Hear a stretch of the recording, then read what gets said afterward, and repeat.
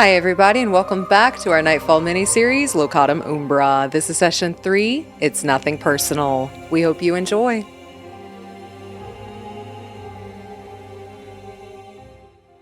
War drums and hymns start to fill your senses as these statues that are holding these instruments start to play.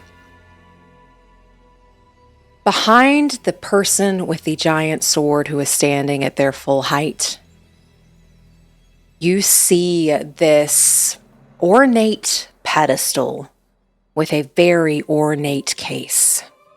And within that case is the Scepter of Exsilium, the thing you were meant to steal.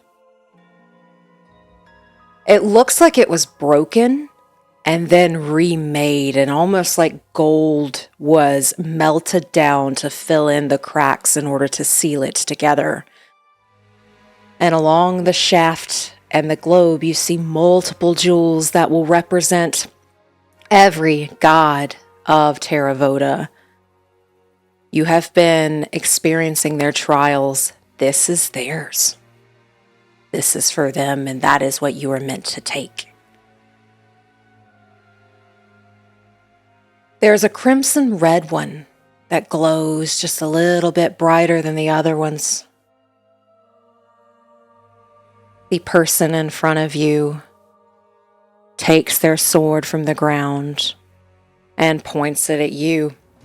This is a sword that is, at least it looks like it is so heavy you could not pick it up on your own. At least 40, 50 pounds, and they hold it at you with one hand.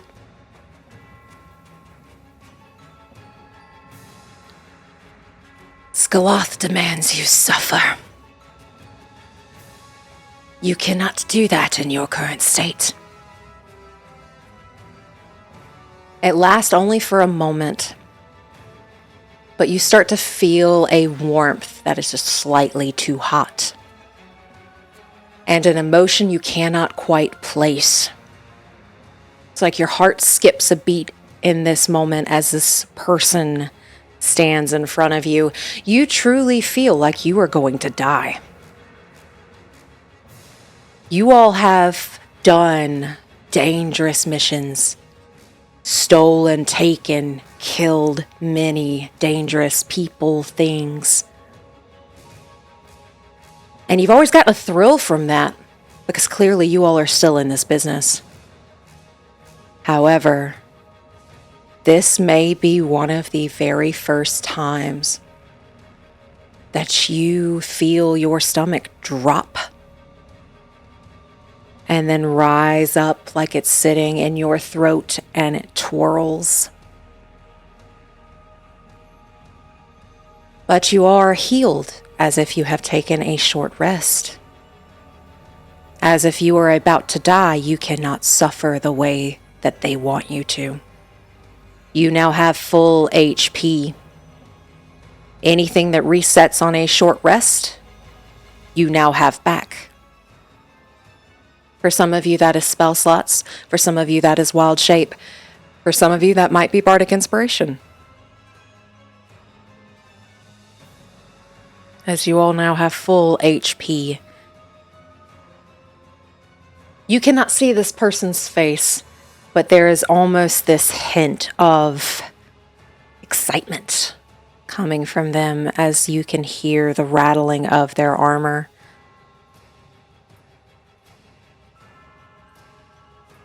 You will beg for the mercy of the gods, but they no longer will show you any love. They then charge at you, and I need you to roll initiative. This is rough. We just got here. 13. Alrighty, 13. 11. 11. 8.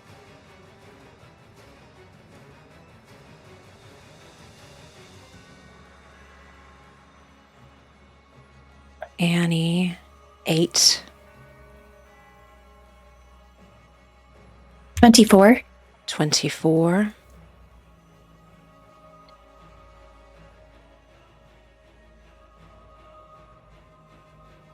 12 for Valas.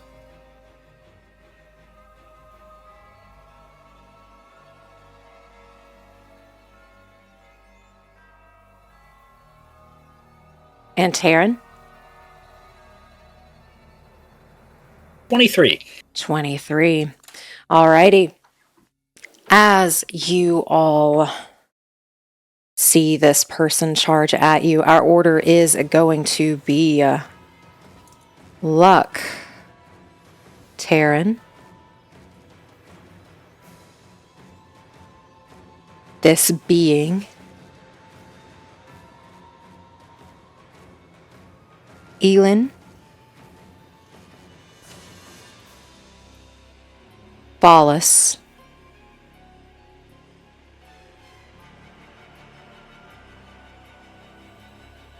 Ziggs. And Annie. I need you all to go to Roll20. This being is charging at you all as you all stand in front of that door. Luck, what are you doing as this person begins to glow this light red, and all the fire in here that is magically lit turns this crimson blood red?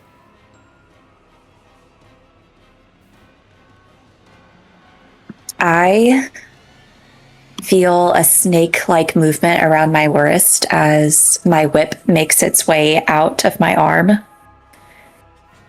And she's going to just give it a crack against the floor and cast Bane on this creature. And what is that saving throw? That is a charisma of 19.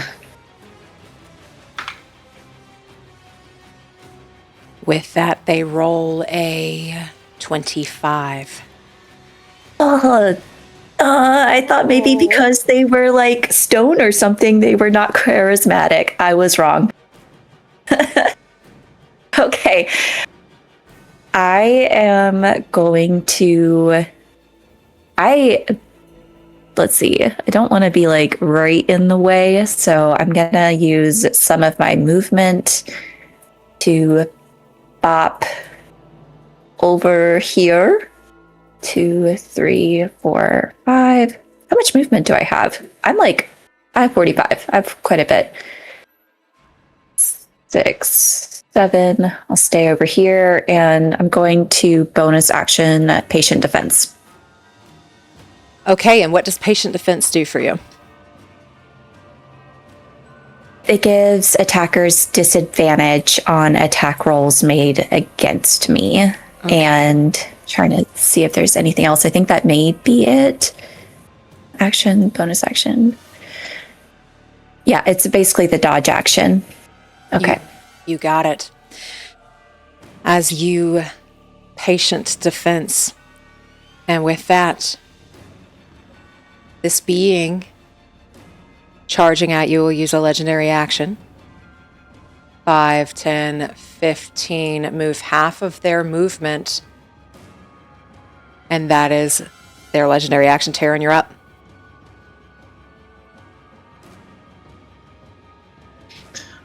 All right, we are going to, let's see.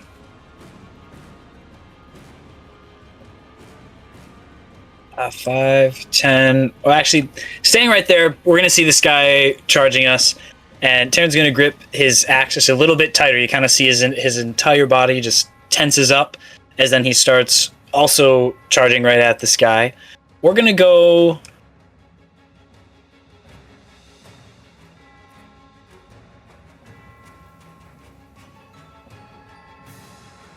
Now we'll just go right up to him. Why not? So it's a bonus action to rage, and then we're just going to start swinging. We're going to see what we can do. Roll to hit. Ooh. 27 on the first one. 27 hits. Roll your damage. 17.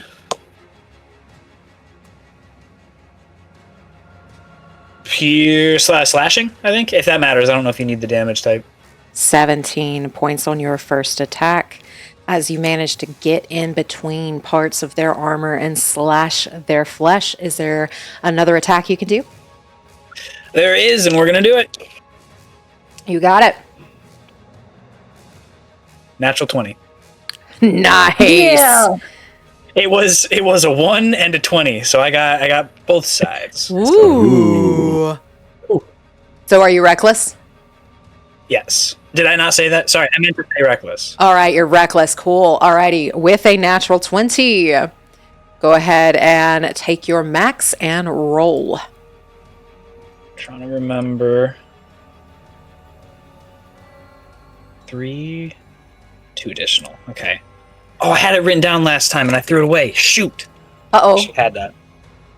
I just had the max written down so I could just remember it. No, I got it. I lied. You got it. Smart. There we go. Confident. Mm-hmm. Yeah. Surely if I roll with advantage, I'll get at least another nat 20 sometime. So I wanted to prepare, hopefully. I don't know.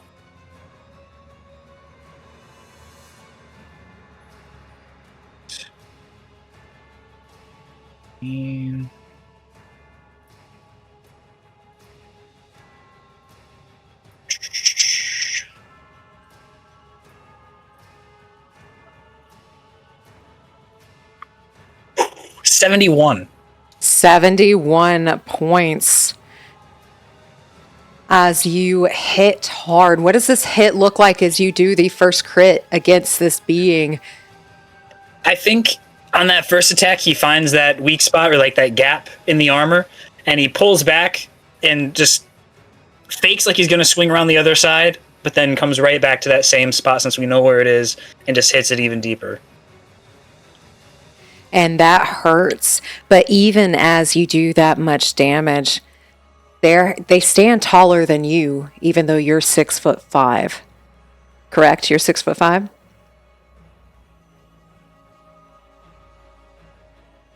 Yes. Okay.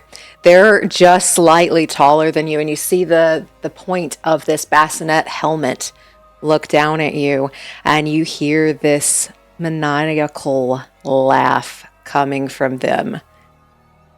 And they are going to take their action and swing against you. And that first one to hit is going to be a 22. Yeah. You automatically are going to take 12 points of slashing damage, but since they hit, you will notice that giant sword is going to glow this blood red, and they are going to smite you. I need you to make a wisdom saving throw.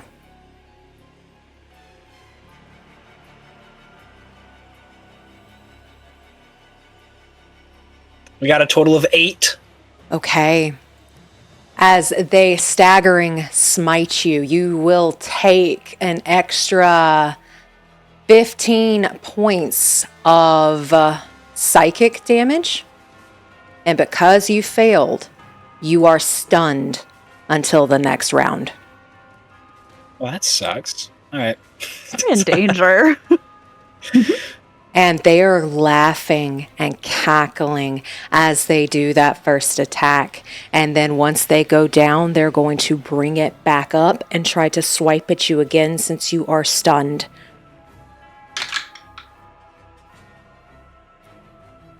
But I think they are going to miss even with advantage, as they do not have that uptake as they wanted, and they do not automatically crit against you.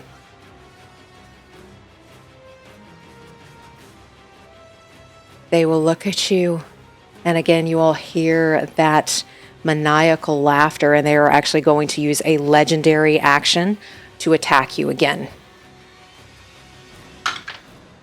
And that is going to be a 28 to hit. Oh my goodness. You will take Another 13 points of slashing damage as they miss, but they overcorrect and they will actually send it back.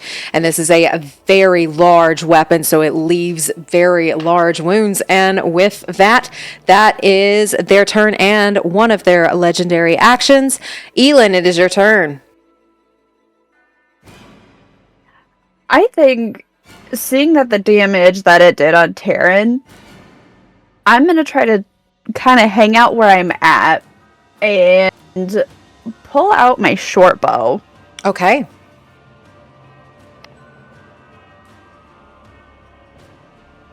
And that is a 19. A 19 misses. Oh no! A 19 misses. And Okay. with that, as you go to shoot, and that arrow just plunks this being right in the center of the chest, but you see your arrow break. What else would you like to do? Oh no!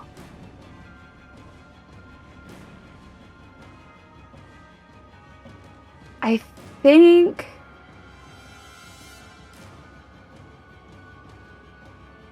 think that's all I'm going to do on that one. I might just kind of step out of the way of the doorway. Okay, you step out of the way. And of the then I'll leave doorway it. And leave it as you try to attack this thing with something you know how to use very well, and it hits, but it shatters against their armor. With that, it is going to take a legendary action. Taryn, you're going to see it disappear. Elin, it pops up right in front of you.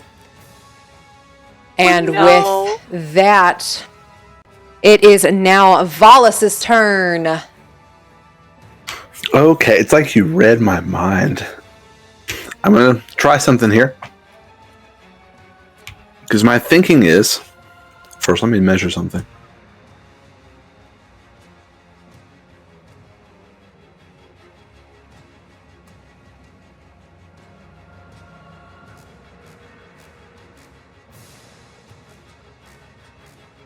Nope, it's not going to work this turn. Okay, so what I will do is this a solid structure between like Annie and Valas? Or is it like a tomb on the ground? What is this? It's a rug. Oh, it's a rug. Okay, the lighting on it makes it look like it sticks upward off the ground. Okay. I'm going to... Yeah, I have some of my movement speed here. I'm just going to run up and behind this thing, because I see it reappear in front of Elin, right? Mm-hmm. Okay. 1, 2, 3, 4, 5, 6. We'll go right behind it, if I may. And to start, as my bonus action, there's this bangle of sorts that Valas wears on his wrist. And as he is running over behind this thing, you see him sort of fade a bit. It's almost like you can see through him slightly as I use my dimensional loop. And it's an item I have. And what it does is, as bonus action, send your body out of phase with the material world for 1 minute. So 10 rounds, I'm assuming. Granting you advantage on dexterity stealth checks and imposing disadvantage on attack rolls against you. So that's the main reason I'm using it. So it's almost like you're looking into like a ghost. Like you can see the realm or the world behind Valas, but he's still there. And then I'm going to try to punch this thing as hard as I can in what I think might be its kidney. Okay, roll to hit.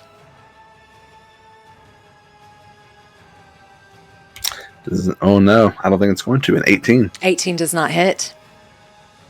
Okay, it didn't work. But what I will do, because I have a little bit of movement left.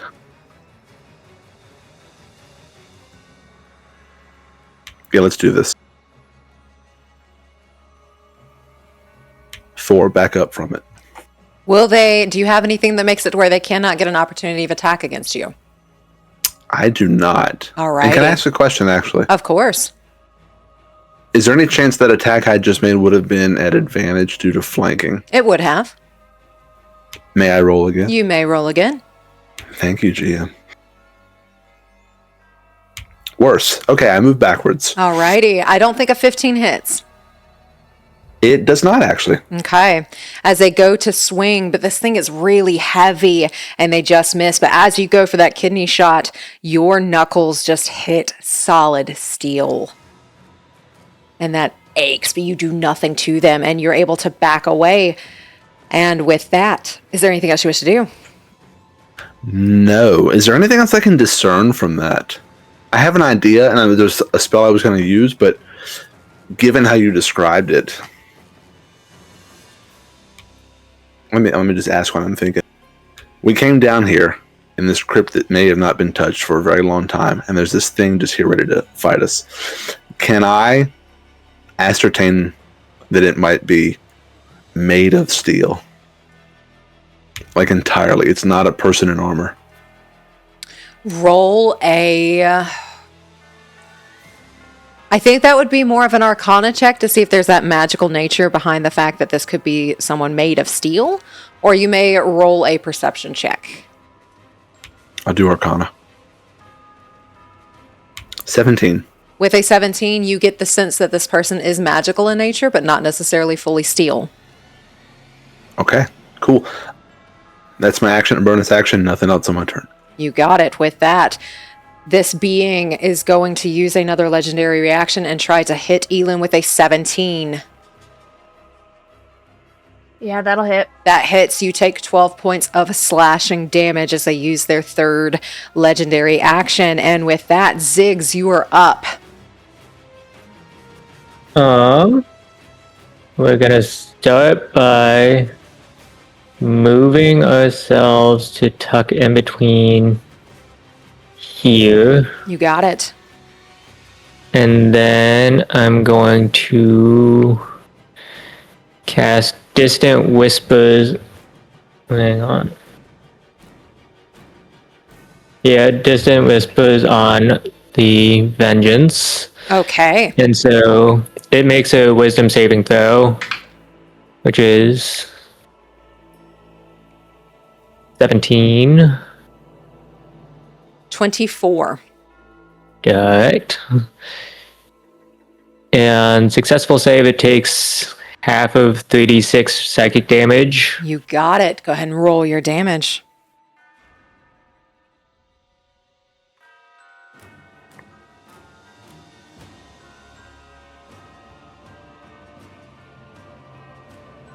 It takes 6 damage.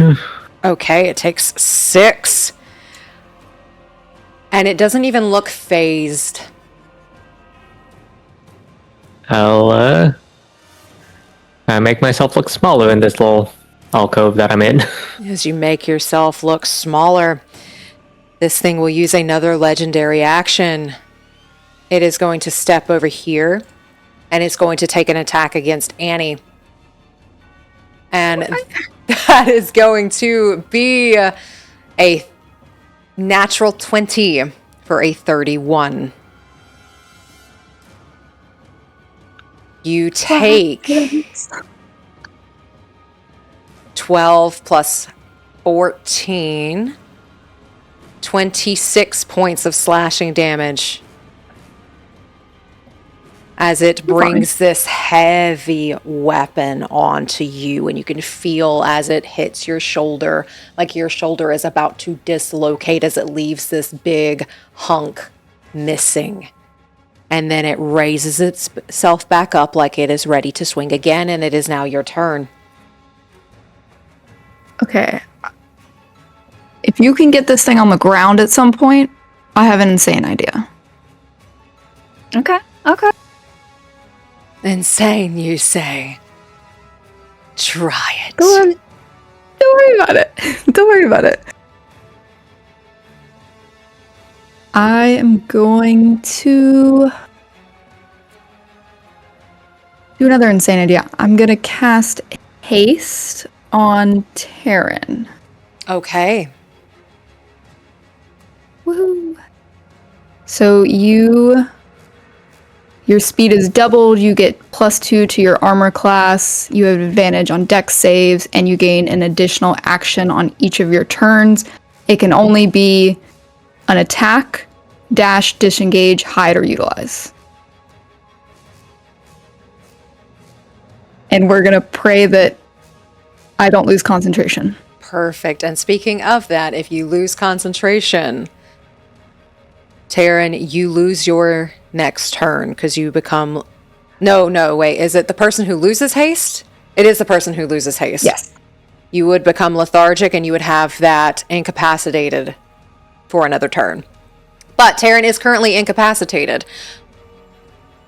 Yay! So with that, Annie, is there anything else you wish to do on your turn? He walked right up to me, didn't he? He did. Okay. I can move.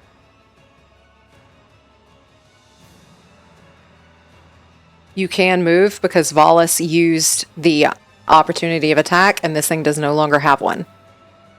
Oh, lit. Oh. I'm going to move 5, 10, 15, 20, 25, 30. You got it as you move, and this thing watches you leave. As you've mentioned, you have an insane idea. It tilts its head almost like it's excited. With that, Luck, it is your turn.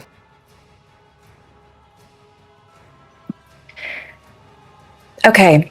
Would I be able to look at Taryn and see if, like, the stun condition is wearing off? Roll we'll do an insight or perception on this. I'll take either.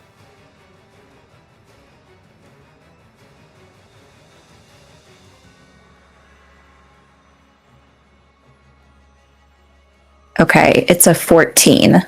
With a 14, it doesn't quite look as intense as what it was, but with a 14, you're not 100% sure. Okay. I will wait around then. I'm going to try to stun this creature. Okay. So I'm going to move towards it and whip it. Alrighty, go for it. Okay.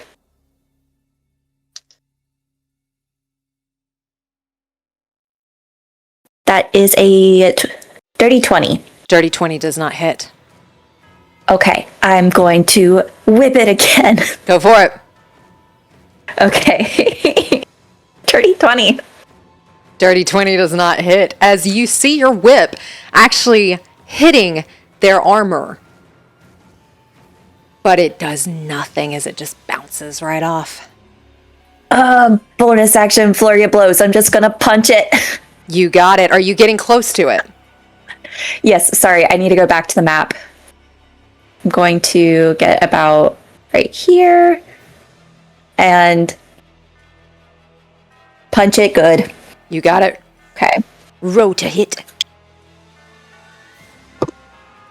I'm rolling so bad. Okay, so the first one is a 19 and the second is a natural 20. Okay, a natural 20 does hit. Just out of curiosity, for what would your natural 20 be? Plus what? Let's see, for unarmed strike, at 30. Okay, cool. Yeah, that hits regardless. But yes, a natural 20. Okay. Max, and then roll. Okay, so let's see. I have a d6 for that. Okay. And I think I'll put a Radiant Smite in there too for my cleric. So that's a d8. So that's 14 plus.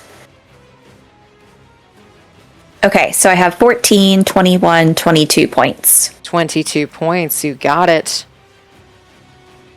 Punch it right in the gut. As you punch it in the gut, you leave that tiny dent of their armor, and it pushes into their gut a little bit for 22 points. Is there anything else you wish to do? Does this thing feel fleshy, or is it like actually like rock underneath that armor? With hitting it, you got that dent, and there is a little bit of give underneath it. There is flesh underneath there. Okay. Interesting. Big person. Yes. And is there anything else you wish to do on your turn? That's my turn. You got it. With that, Taryn, it is now your go. That stun takes you all turn to get rid of. But you do have your movement.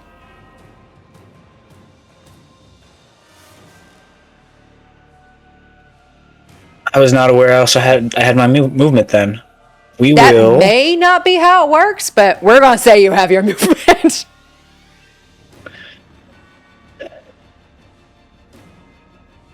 Let's see.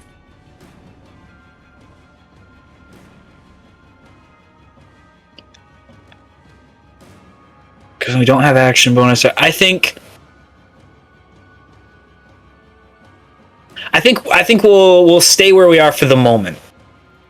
I don't think we'll use our movement for this, for right now at least. Okay. You've got it. You stay there for the moment. It is now Vengeance's turn. It will, seeing that 2 people are in front of it, but one of you said you have something interesting planned. Elin and Luck, 5, 10, 15, 20, 25, 30. You both get an opportunity of attack.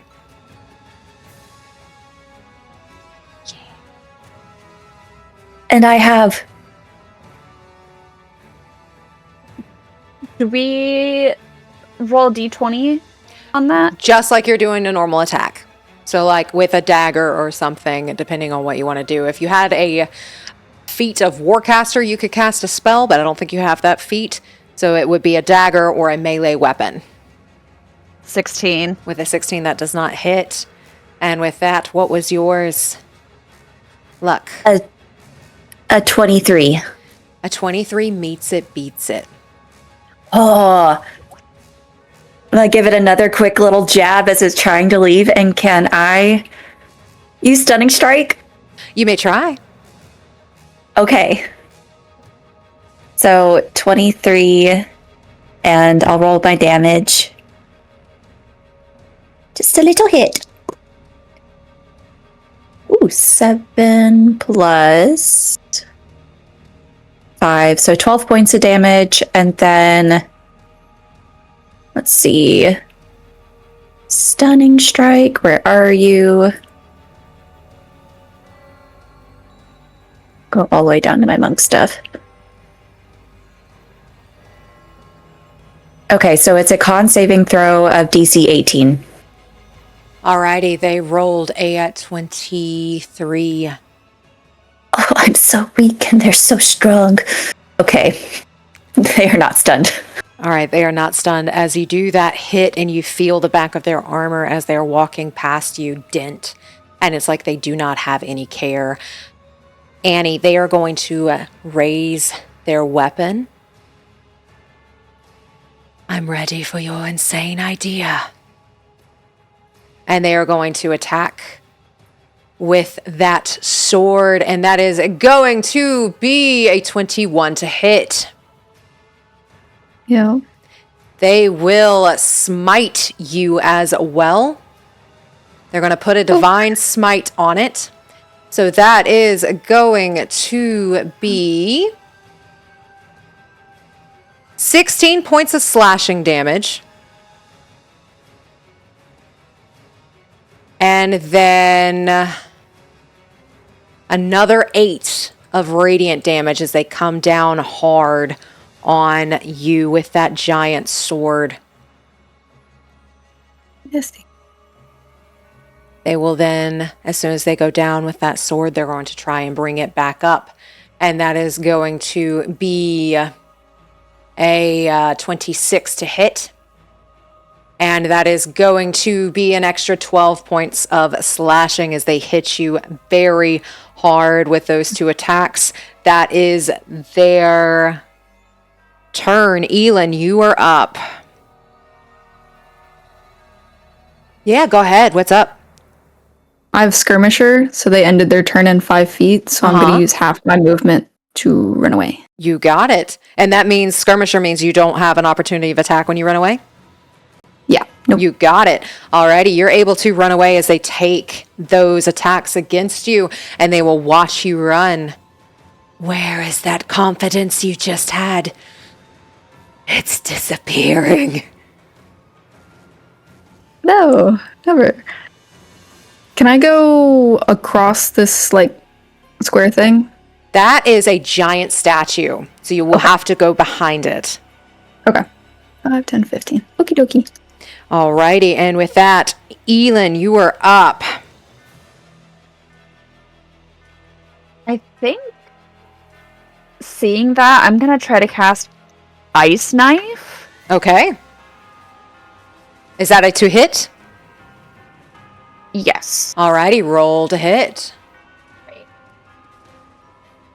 Yeah. 23. 23 does meets it, beats it. Go ahead and roll your damage.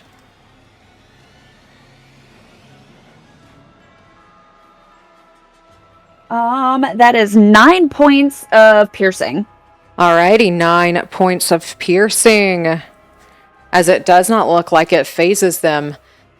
As you all will see, is there anything else you wish to do on your turn? Is that ice sticks into their armor? I don't think there's really much I can do at this point. Okay. I think I'm going to stick right there and end my turn. You got it. And as you do that, they will then take a legendary action. You will see that they start to glow, and those dents in the armor start to pop back out as it tilts its head. And that is its legendary action. Valas, you're up. Okay.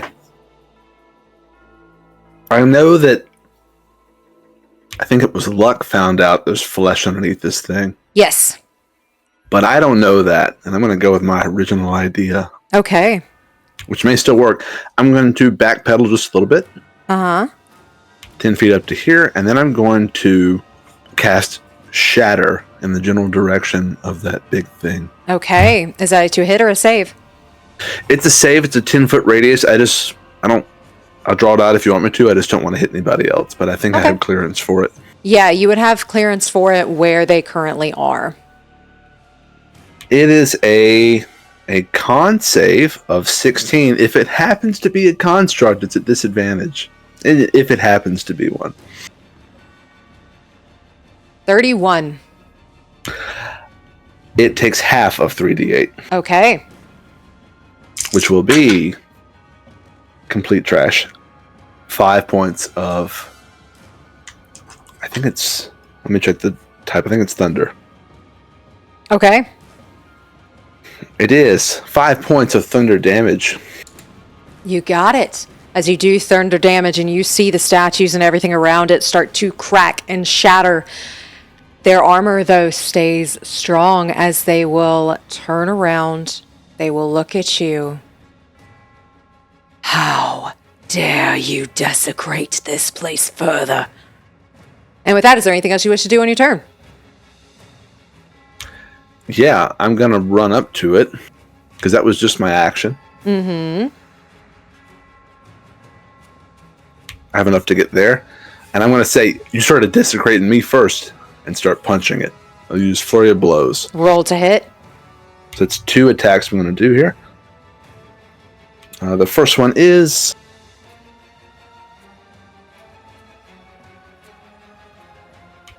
not good. A 15. That does not hit. The second one is... a 24. A 24 does hit. Roll your damage. Hey, yo, 1d8 plus 4. Here we go. I rolled a 1 on the die. 5 points of bludgeoning damage right in the armor. Okay, and as you do that flurry of blows and one of yours hits, they are going to use another legendary action, and they start to glow. And then they hold their hand out to you. And you hear something behind you, the ruffling of wings, as this being with blood red wings pops out of it. It is this incorporeal figure that looks like it is made of blood and mist pops behind you as they have summoned something. And with that, let's see. That is their legendary action. Ziggs, it is your turn. We are going to move ourselves here. And then we're going to go ahead and try and cast Ray of Sickness.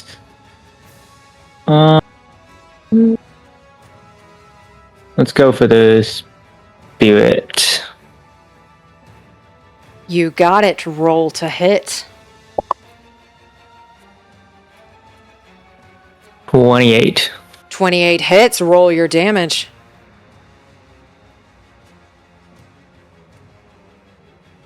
$30. Okay, as you do 30 points of damage. And then it also has to make a Constitution saving throw. Constitution saving throw. That is going to be a 19. Alright, it makes the saving throw. So I do 30 damage. You do 30 damage to it, and you see it start to fizzle slightly as you do 30 points of damage, and it flaps its wings. With that, is there anything else you wish to do? No. Alrighty. Annie, you're up. Okay.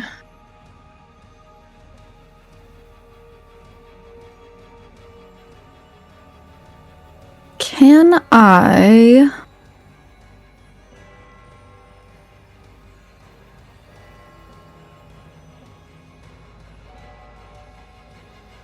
Okay. Can I pull out my Rhythm Maker drum? Yeah. Or, like, do I need to pull it out to use it, or is it just I'm holding it on my person? No, I think you're a bard. It's like somewhere easily grabbable. Okay, I'm gonna try to run up and cast Contagion. Okay, and what kind of save is that? It is a Constitution save. Okay, that is a 27. Fuck. Yeah. Okay. I'm going to...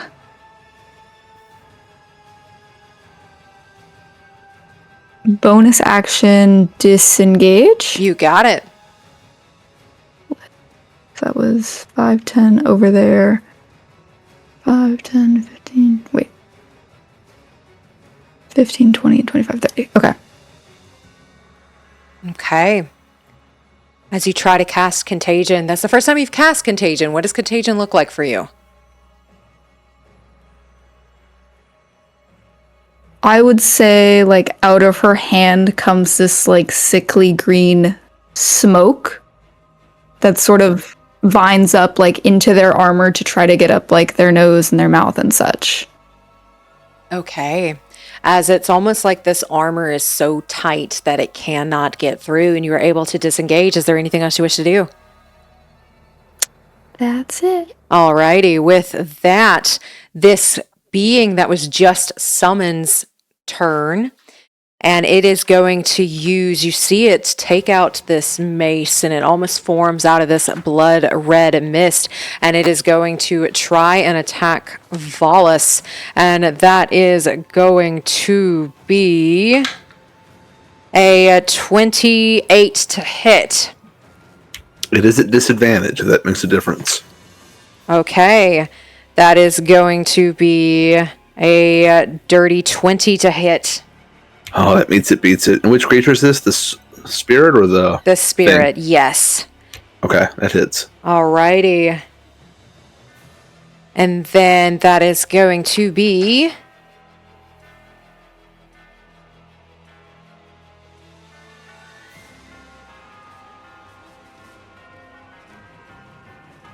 Nine points of radiant damage. Okay. 9. And then it will, you notice it seems to form up a little bit more as it heals itself just a bit. And then it's going to take another attack against you.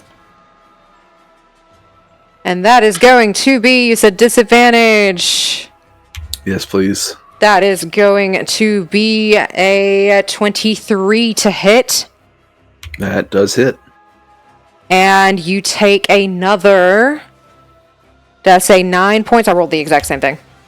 Yeah, it was 9 before. 9 again? You got it 9 again as you take that damage, and it gives... Looks like you see some of that attack as it hits. Almost like there is a line of red that gets pulled from you, and it goes to the being behind it. So the spirit hit me, but it's like it was channeled to vengeance. Yes, as vengeance seems to have a couple of those dents reforming, and that is this being's celestial spirit's go. It is now Taryn's turn, or Luck's turn, excuse me. Okay, I'm going to crack my whip in the air and make just like a general, like crack, crack, like an X. And this time it kind of looks like it hits skin in the air, and it looks like puckered and red. And it's going to float towards the creature and just kind of embed itself into the armor. And I'm going to use my channel divinity Path to the Grave. So the next time any ally hits the creature with an attack, it is vulnerable to all of that attack's damage. Nice. So pretty much doubling any damage your comrade does next. Yeah.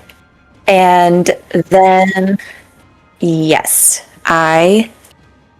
let's see. And it's not concentration. Okay, good. It's just cursed. So it doesn't matter if I get hit. All right.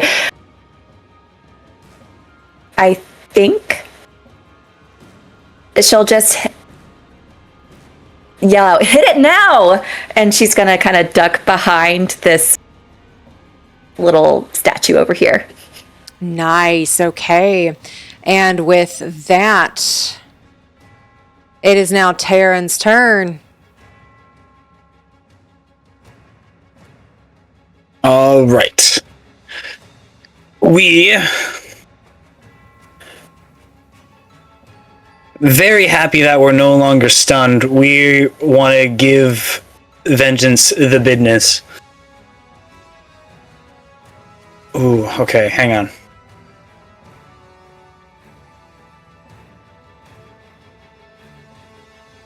Yeah, okay. We're going to use our bonus action to... We're going to use our bonus action to try and, like, shoulder check Vengeance into the wall, hopefully knocking him prone if he can make a strength save. Okay. That is 27. Damn. All right, passes that. At least for our pride, does it, like, stagger him for just at least a second? So it's not just a hit the wall and fall? I think you hit this stone being, and for the first time, it doesn't budge. Oof. Okay. He's not prone, but our pride definitely is. So we are going to... We're going to swing at him, and we're going to go reckless. Okay, going reckless.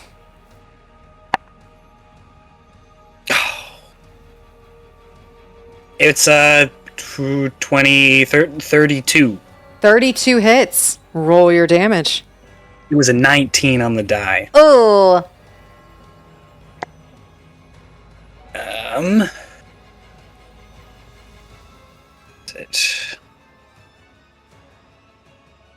17, 21. And is it just the first damage that he takes he's vulnerable to? It's all of that attack's damage. So if you have, I guess this is up for interpretation. If it's like your attack action or if it's like each hit. Ooh, how is it worded? The next time you or an ally of yours hits the cursed creature with an attack, the creature has vulnerability to all of that attack's damage. And then the curse ends. It says an attack. This is... Yeah, so it's like, is it an attack action or... I think it would have said an attack action, but instead it just says an attack. The wording there makes me think it's just one hit. Are you all cool with that? Mm-hmm. Okay. Then with that, 21 points turns into 42. And we've had luck hitting him, and it's not like we can do anything else, so we're doing it again. Go for it.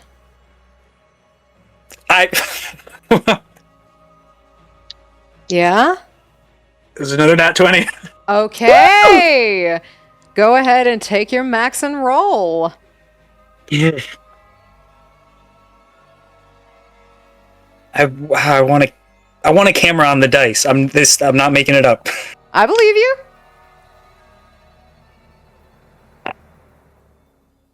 Okay.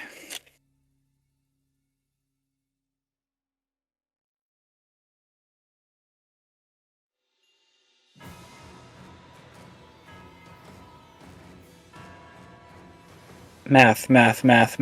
There we go. 70 on that one. 70. Alrighty.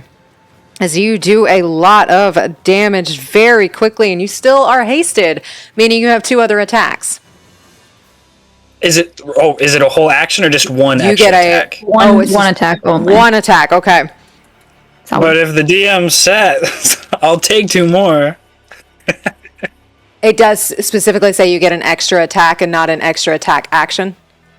It specifically says they can only take the attack, one attack only. Perfect. You get another attack, though. We'll take it. Oh. 13. 13 does not Or hit. 18. 18 does not hit. And that was at advantage since you're reckless? Indubitably. Okay. As that attack hits, and you can tell, like, with how much damage it just took, it's starting to bleed out of certain parts of the armor. But instead of being, like, worried about that, you hear this laughter coming from it. And it sounds... What's the best way to put it? Maniacal is probably the best way to put it. As you all see it glow, and then vroom, as there is an energy that pulses out from it. Everybody is within 30 feet, except for Ziggs. I need you all to make Constitution saving throws, please.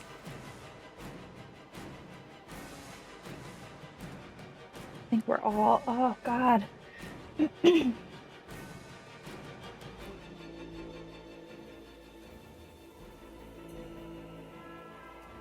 8.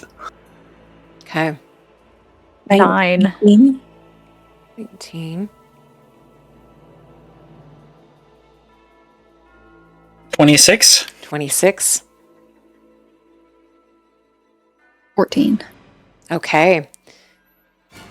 With those rolls, if you rolled a 19 or higher, you will take half of this damage. That damage is going to be in full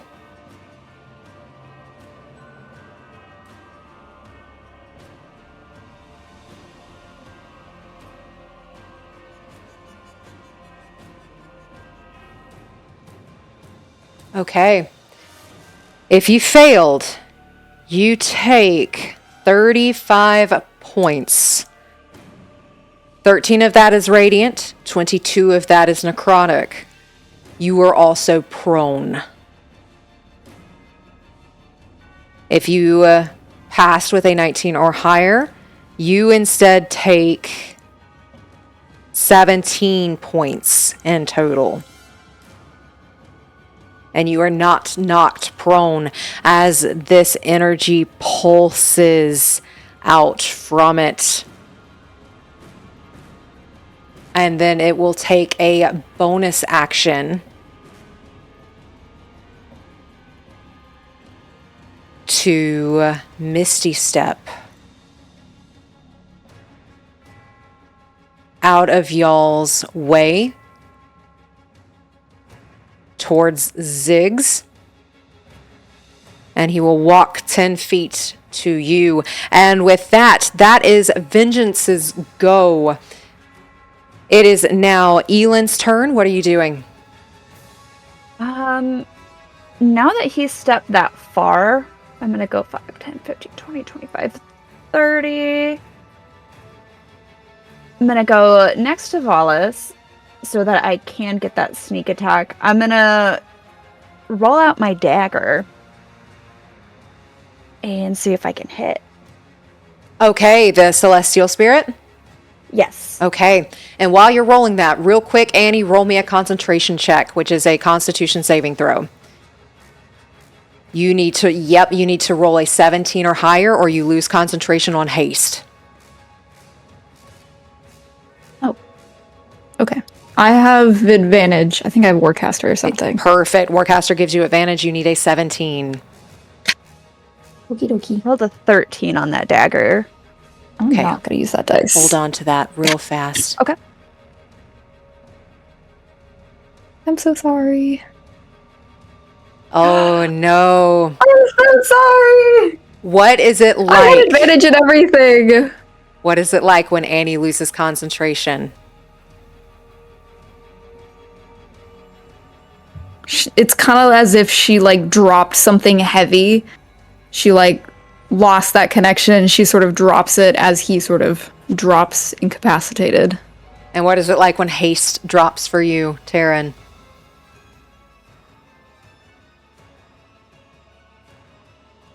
I think he feels super amped up from hitting those last two shots, and so it's kind of like during the attacks, adrenaline was going, and then just in a quick instant, it's just taken away. It's like energy has just been totally sapped for that moment. So I think he starts to, why can't I think of the word? Slouch just a little bit, and he just like loses his breath for a second. As you are incapacitated until the end of your next turn. And with that 13 on that dagger does miss as you try to hit the celestial being, but it almost just goes through it. Oh, wait, I failed on that last roll. So I'm prone, right? You are prone. It takes half your movement to stand up. Okay, so then I can only go to here. Okay, you could still throw it. Oh! I don't know that I want to, though. Okay, you do Then have I a would short lose bow it. as well. I do. So whatever was I'll on your pull that dice, out. use your modifier for your short bow.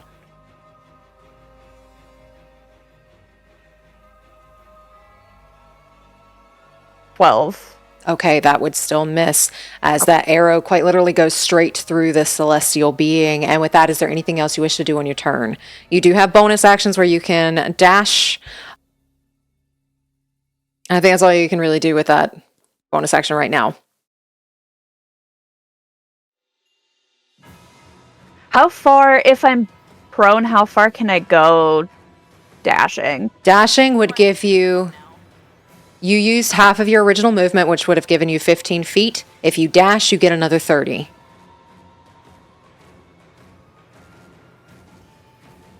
I'm going to use the rest of that movement to come up here. and then end my turn. Alrighty, you got it. And with that, it is going, or Vengeance is going to use a legendary action and try to hit Ziggs, and that is going to be a 30 to hit. And that is going to be 14 points of slashing damage. And with that, as he brings the sword, or they bring this sword down onto Ziggs. Valas, it is now your turn. So I see Taryn slouch a bit, looking a bit disheveled, disheartened. I'm gonna clap him on the shoulder and do a quick little 360 spin move slightly north. And actually do another 360 spin move and get on the other side of this thing. Just sort of flashy, unnecessarily flashy, but I'm a monk. I think I can get away with it. And then I want to start punching the crap out of this thing. Okay, you're going for the spirit. Go for it. Roll to For the hit. spirit, yes. Just an unarmed strike at first. Roll to hit. It's going to be not great. A 12. A 12 does not hit as your fist quite literally goes through it and you almost hit Elin. Yeah, that's bad. So I will use another focus point to use Flurry of Blows as my bonus action. 2 more unarmed strikes. Okay, you got it. First one is, come on, not much better, a 14. 14 does not hit. And the last one is a 24. 24 does hit. Roll your damage. I'll take that one. That is 7 points of bludgeoning. You got it. 7 points of bludgeoning as you manage to hit a solid part of this creature. I'm dumb and forgot again. Would the first two have been an advantage with Elin right there? Yes. Okay, so one of them hit. I'll re-roll. They're all the same damage. And they're all the same to hit. Okay. First one I rolled a 13 that time, so that would have been 9, 21. 21 hits. So that adds another 9 points of bludgeoning. Alrighty, 9 points. And then the first flurry of blows that I missed adds a nat 1. Which would have been less than what I rolled, so still a miss. Still a miss, you got it. Alrighty, as you manage to hit some solid parts, but this mist just almost forms around you. Is there anything else you wish to do on your turn? No, that's it. Alrighty, with that, again, Vengeance having gone down once on Ziggs is going to try and bring it up for another hit, and that is going to be a 28 to hit for 16 points of bludgeoning damage as it hits that second time, and it is now your turn, Ziggs. We're gonna lead off with a Draconic Cry at Vengeance. Okay. So an enemy within 10 feet of me until the start of my next turn. Me and my allies have advantage on attack rolls against it. Nice. And then... And what is his Draconic Cry like? it sounds like a shrill kind of shriek of sorts. And we're going to go for casting Phantasmal Force also on Vengeance. Okay. And what is that, a save? Yes, it makes an intelligence saving throw. Okay, intelligence saving throw. That is a 13. So is Nita's 17, so it means that I successfully... It will use a legendary resistance to pass. Right. As it wastes a legendary resistance. What happens if it fails? Or passes, excuse me.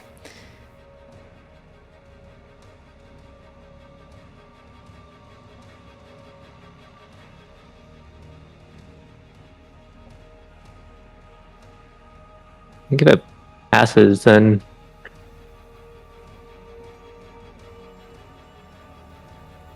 it doesn't perceive anything.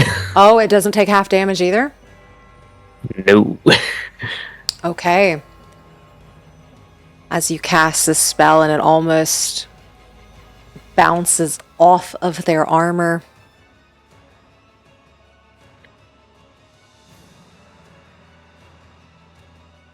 Is there anything else you wish to do?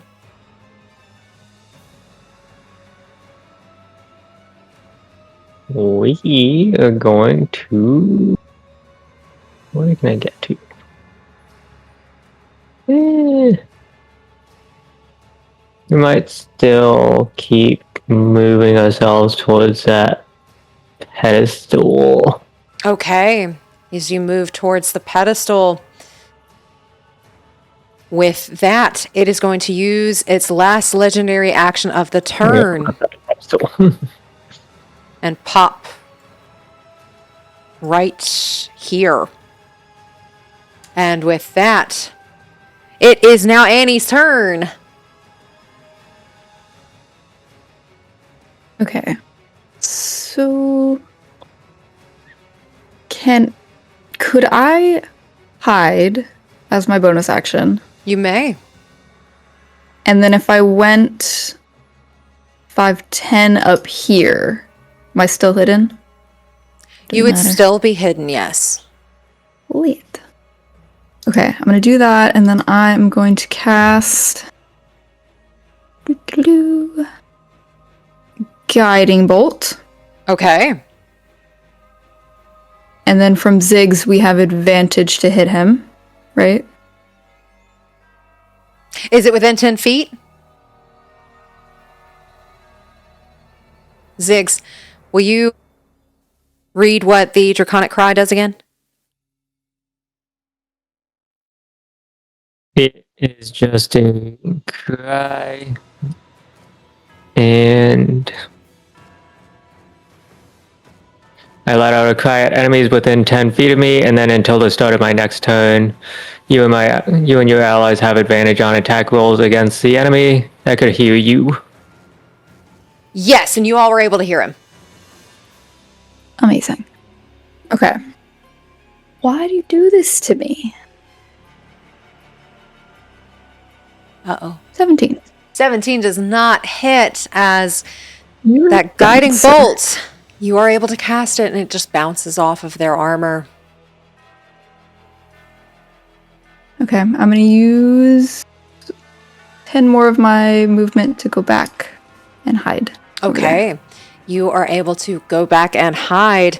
And with that, it is now the Celestial Spirit's turn. It is going to attack Valas. And that was a natural 20 on the dice to hit. Did that happen to be at disadvantage? Disadvantage, that was a, let's see, 18 plus... plus 11 for a 29. Hits, but at least it's not a nat 20. At least it's not a natural 20. Alrighty. That is going to be, let's see, 14 points of radiant damage. Okay. And you see the dents in Vengeance's armor begin to slowly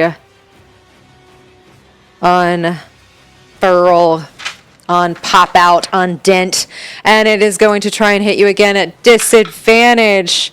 But actually it's flanking, so that would have been just a straight roll. That is going to be a 27 to hit. I shouldn't ask, but does that mean the first one would have been a straight roll too? It would have, but I didn't catch it, so we're going to go with what we originally had. That is Thank you, going 27 hits. to be 7, or not 7, let's see.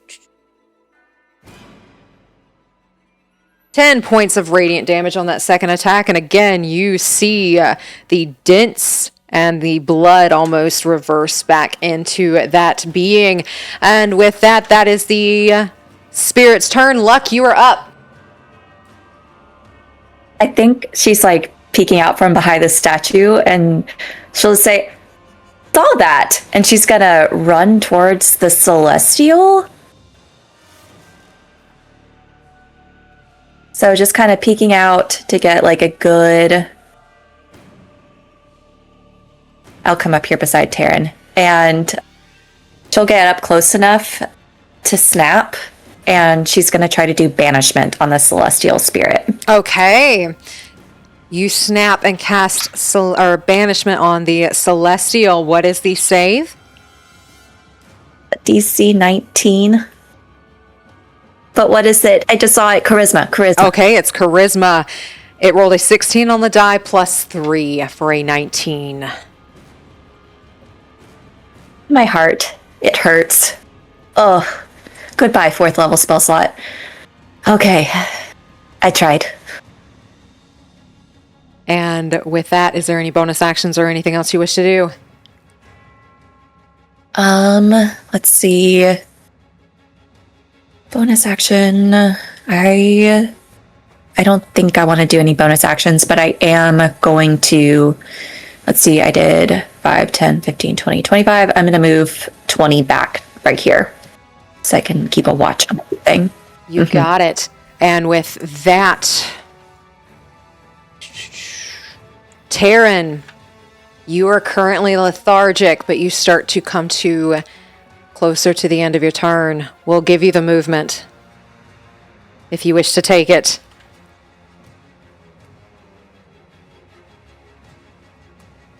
Well, we will.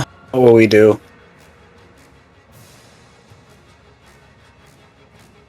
What will we do?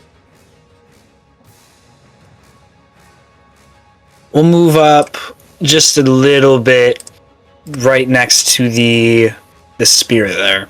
Okay. And with that, as you move up, it is now Vengeance's turn. Vengeance is going to 5, 10. Valas, you get an opportunity of attack here. I would love to try to make it. Alrighty, go for it.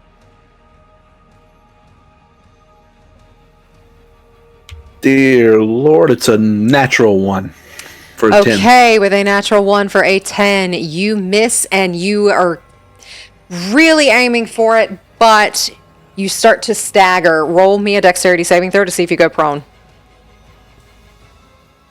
Dex save? Dex save, yes. 24. Alrighty, with a 24, you're perfectly fine. And with that, this being is going to try and attack Taryn for a 22 to hit.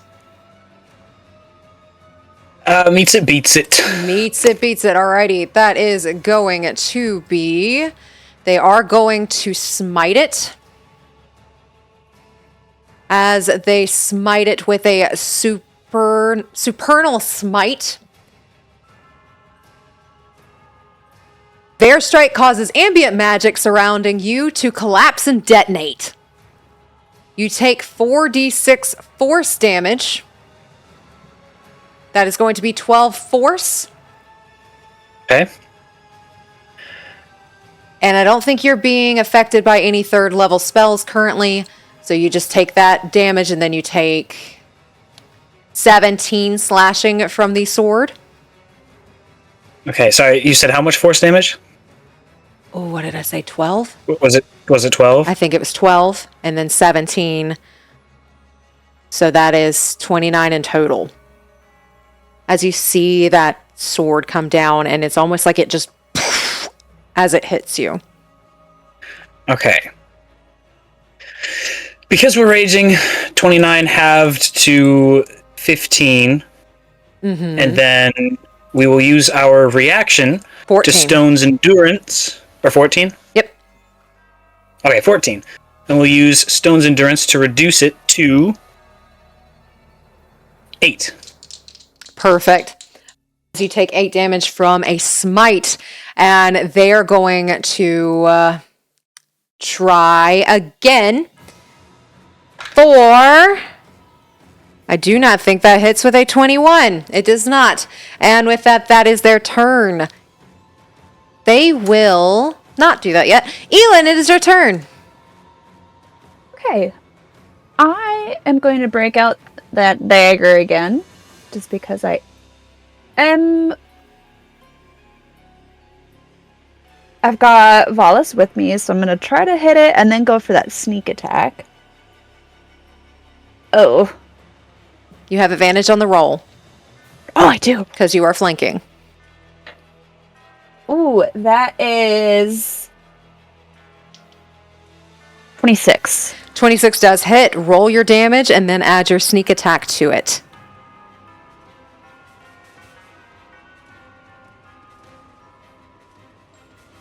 That is 6 on the dagger. How does sneak attack work again? If you scroll down and see your sneak attack, it'll tell you how many d6s to roll. And I think you have 8 d6s. Oh, I do.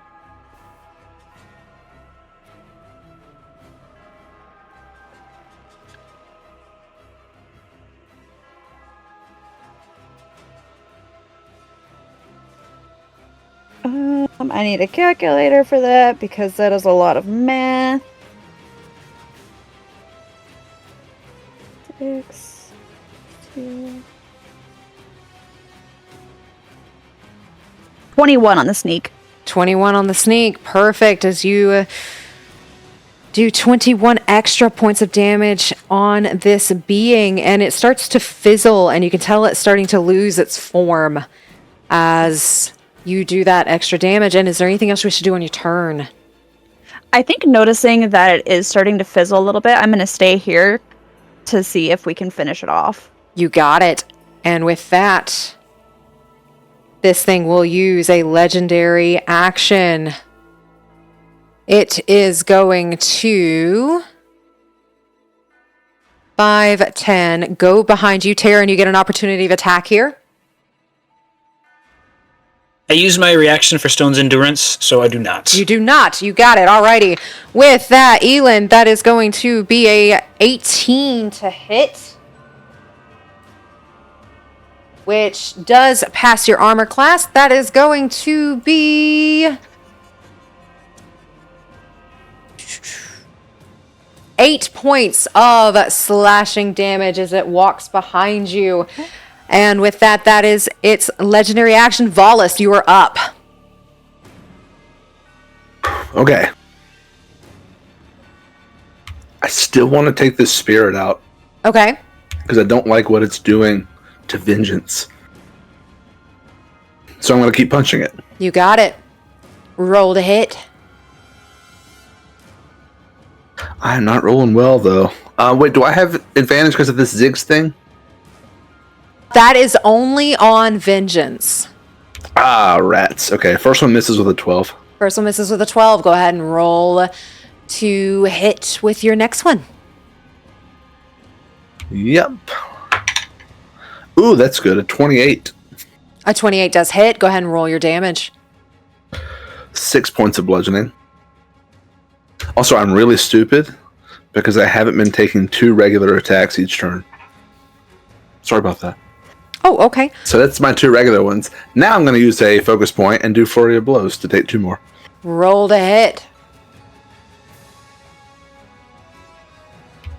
Yeah, this is what I'm going to do. Yeah. Okay, you got it. 17. 17 does not hit. Ooh, okay. Just Last misses. one. 24. 24 does hit. Roll your damage. 11 points. 11 points. How do you wish to take out the spirit? I just want to... I don't even know what it looks like when a punch connects, but it's just like... He's just going full, like, speed bag on this thing. And as you go speed bag, it just almost pops. Like you see the mist just as it spreads on all of you. And with that, is there anything else you wish to do on your turn? Yes, I'm actually going to take a quick breather and back up a little bit. Alrighty. And with that, as you take a quick breather, this thing is going to use another legendary action. It's going to try to hit Elin again. With that, that is going to be a 25 to hit, and that is going to be 11 points of slashing damage. And that is its legendary action. Ziggs, you're up. So I'm by the case that the scepter is in, right? You are. Can I do anything to that case? As you're looking over this case says it's very elaborate. And on the pedestal, the case is above you. On the pedestal, it says, "Glory comes at a cost." You would have to climb the pedestal to get to the case.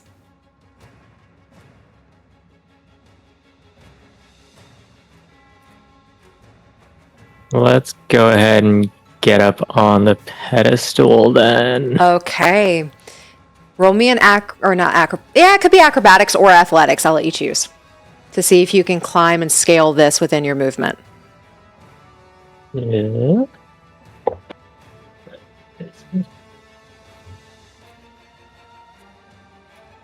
That's going to be a 5. Okay. With a 5, you're going a little bit slower and you're not going to be able to open the case this turn as you take your action to try to climb this thing, but you're not necessarily going so fast. But you do almost manage to get to the top. You'll be able to open it next round. Cool. Alrighty. And with that, Annie, you're up.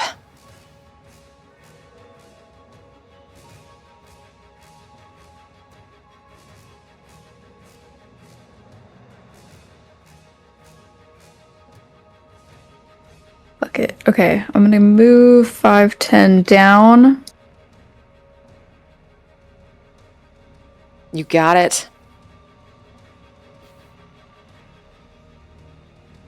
I'm gonna try lightning bolt. Okay. Tell me how you're casting this without hitting someone else. It's only 5 feet wide. It so is. It's a direct line to vengeance. Perfect. So that's how you're doing it? Yes. You got it. Go ahead. And what am I rolling for save? A dex, please. Hey, Dex. Okay, that is going to be 11 plus 7 for an 18. Oh, bless, he fails. Legendary resistance. To Rude. pass. Does he still take half? They still take half. Yes, I'll take it.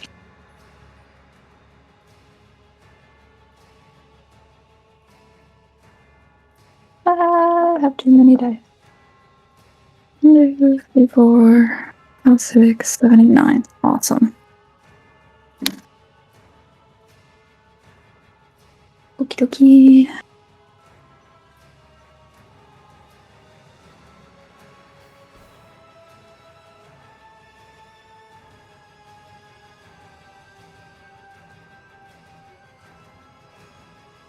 $21, $31. So that's 15 points of lightning damage. Okay. With 15 points of lightning damage, its armor starts to spark, and it doesn't look like it is doing very well. With that, is there anything else you wish to do on your turn?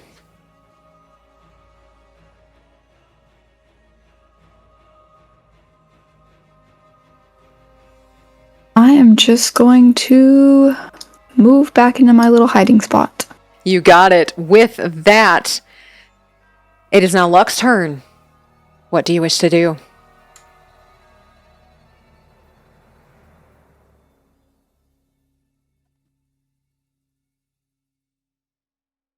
Okay. I'm going to use my movement to... Let's see. I can't see Annie. Oh, you're way over there. Okay. I'm going to try to get into a spot where I can... 4, 5, 6, 7, 8. Try to get right here. Okay. And do a mass healing word. Okay. And you should be able to see... Annie is behind that rock. And this is a tall statue. You would not be able to see Annie from that position. These are 15 feet wide, 15 feet long, and they're about 20 feet high. Okay, so she just back there. Yeah, she's just hiding back there. Sorry, Annie. Do you have to see me, or is it just if I'm in range? I have to see you.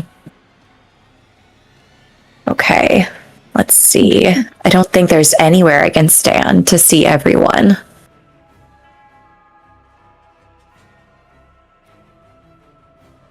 Not without flying. Not without flying.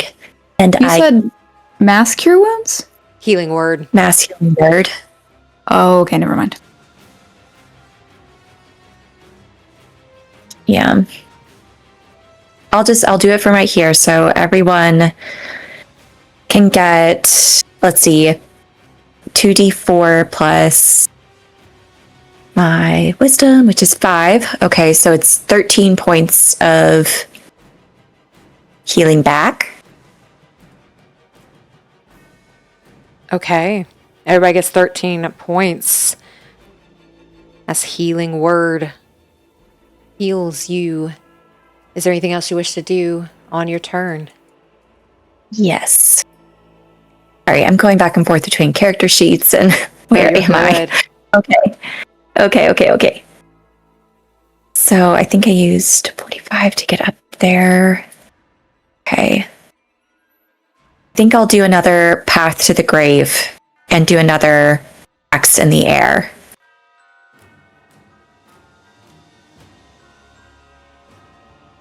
So it is vulnerable again.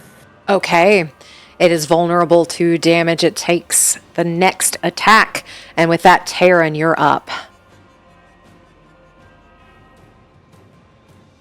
Dick. We saw that lightning bolt whiz by us, so we don't want that business right now, so we're going to move all the way over here. Okay. Just in case if lightning strikes twice, who knows? Usually it doesn't, but who knows? And we're going to... Alright, our pride was hurt. We're going to make up for it. We're going to try and shoulder check him again. Okay. That is a 29. Our pride is non-existent. We're going to try to swing at him. All right, go for it. 27 to hit. 27 hits, roll your damage.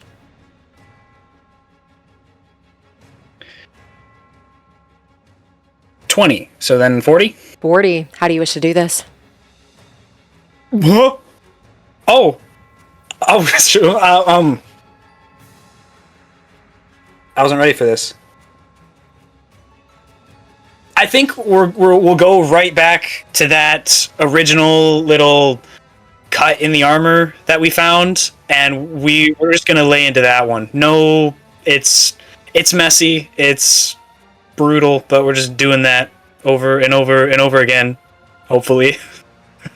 As you just attack that one spot over and over and over, gore would gush out of that wound onto you as it sprays from this tiny opening. And this being crumples.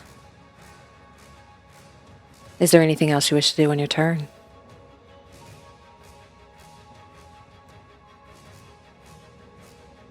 Yeah. We're gonna hit him again. How does this look as you are using the rest of this action to just pummel this thing? I think we're just... Since he's down, and we have a little bit more time, we'll try and be a little more surgical. It's still brutal, it's still a little reckless, but like going like right to the face, neck, then for the shoulders, like kind of just separating everything. At least doing our best to. You hack off bits and pieces of this being, and you dismember it. Is there anything else you wish to do on your turn?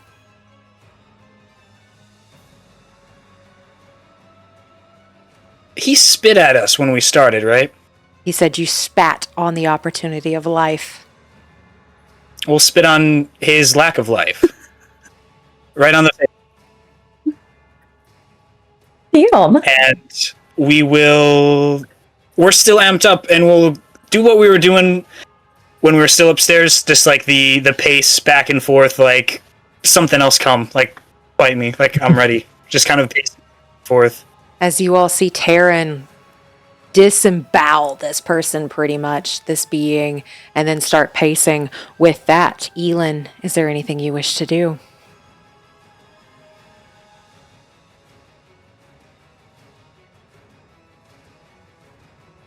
What's it got on him? You may roll an investigation check. Oh, It's such a rogue thing to say. that's a 1. It is a rogue thing. The bits and pieces are like so scattered at this point that you don't really find anything worth taking. The armor is so heavy that you can't take it off, and that sword is so heavy you cannot pick it up. And with that, Valas, is there anything you wish to do? Yes. I'm going to use my action and bonus action. One to do a cure wounds on myself, the other to do a healing word on myself. Okay. Let me just roll those real quick because there is something else I want to do after that. Both first level, it's all I got left. So that's on the cure wounds. A good 13 points. And then on the healing word,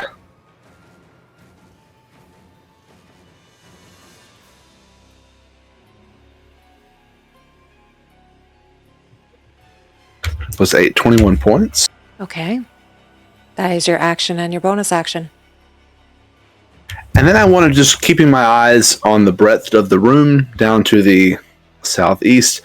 I'm just going to take a few steps backwards up to about right here. And just keep my eyes peeled. You're keeping your eyes peeled. Ziggs, you are on top of this pedestal. You can open that case if you wish. We're gonna go ahead and open the case. Okay. The case opens very easily. And that scepter is before you.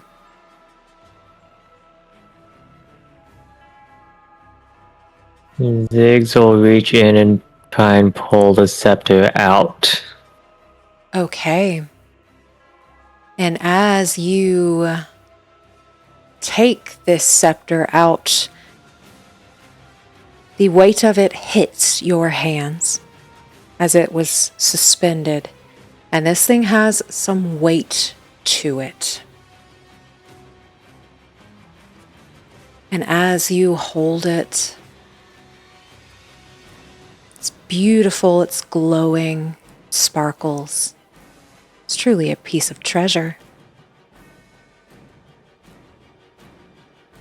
It feels like your head is about to explode as you start hearing voices in different languages, different genders, different pitches, as they all start whispering at you, and you can't hear exactly what they're saying as they all start to mix together, and it all starts to feel like there is a pressure in your head that is about to explode what is within your skull.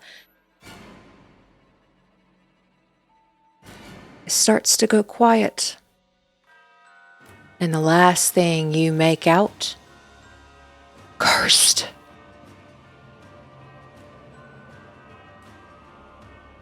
What does Ziggs experience as you feel every piece of you unravel? As every fiber of your being goes numb? I think Ziggs experiences all of the hardships that he's gone through with luck, as well as all of the problems that he's had with Zags through his life, as he's, I guess, falling off this pedestal. You fall off this pedestal holding this scepter, and you hit the ground with a dust starts to rise from around your body. But nothing matters anymore. Nothing matters. Luck doesn't matter. Zags doesn't matter. There is nothing you care for, nothing that matters to you anymore, as the scepter, as you are holding it, has sucked out every ounce of emotion Ziggs has. You try to reach for it, try to grab for it as you're thinking of the hardships that you have experienced, the love that you have experienced, your life that you have experienced. And none of it matters.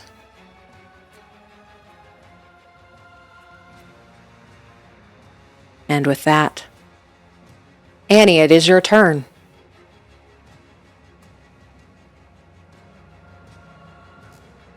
Hold on to those thoughts. It's Annie's turn. Okay. I am going to... Let's see. 5, 10, 15, 20, 25, 30. And then dash 5, 10, 15, 20, 25, 30. Okay. You're able to dash. Is that your bonus action or your action to dash? Because you technically still would have one or the other being a rogue. 5, 10, 15, 20, 5, 30. That's probably my action. Okay, you still have a bonus action then.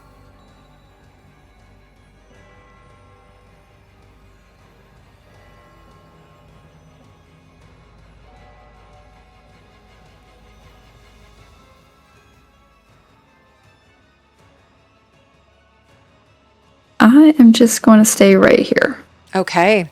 With that, Luck, it is your turn. I'm guessing she would have seen Ziggs like open the case and fall.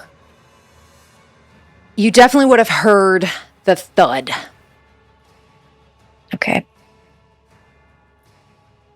Having just seen Taryn go full butcher, she'll like have started to turn to like yell at Taryn to get it together. Like, come on, no, focus, get back. Ziggs, and she's just gonna take off in that direction. 6, 7, 8. And I have just enough to get there. And she'll just like drop to her knees. Oh, no, Big Z. Oh, why did you touch it? Why did you touch it? We're not... Okay. And can I use my action to like try to I guess like if he's passed out, is this like something a cleric would be able to discern like what has happened? You may roll me a medicine check. I will say, Ziggs, you have not passed out. Your eyes are open. You can see everything. You feel nothing. All right. If she sees him holding it, she probably has the same reaction of just like, we've talked about this, like, make sure your, eyes aren't bigger than your stomach kind of thing. And it's 3 on the die. But I'm feeling a little bit lucky, so I'm going to use a luck point. That's an 8, so 13. You don't know what's going on. But there is an emptiness there.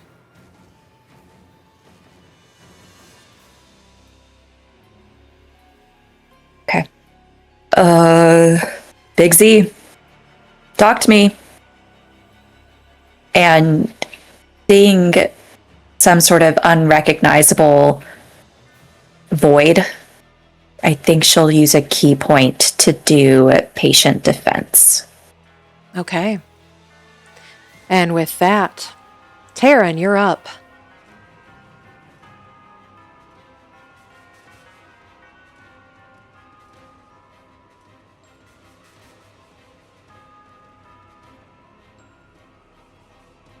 I know you said the sword would be too heavy to pick up, but I think we're feeling really proud of ourselves, and we want to at least try. Roll an athletics check. Your DC is a 27. Okay.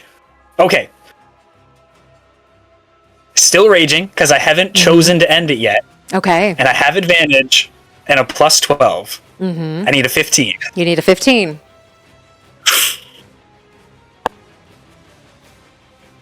14 and a 15. So we got 27. You are able to pick this sword up. It does take some effort. So what do we see as you pick up this being's gigantic sword? I think we stow our axe just on our back as we're kind of coming down from being the butcher that we were described as earlier. And we see the sword on the other side of this body, and we just step on top of whatever is left of this thing's torso just to get to the sword. And we just take a deep breath, and with both hands we pick it up and just try and throw it over our shoulder. And you have it over your shoulder, and that pride that you lost earlier has come back. As you are now carrying this sword, it is now yours. And as you do that, that body of vengeance, as it starts to glow this burning hot red, you see the lights in this room flare up as fire from these torches shoots straight up into the ceiling. I need everyone to make... What do we want to do this? Make Constitution saving throws for me, please. Your DC is a 20. Con? Con.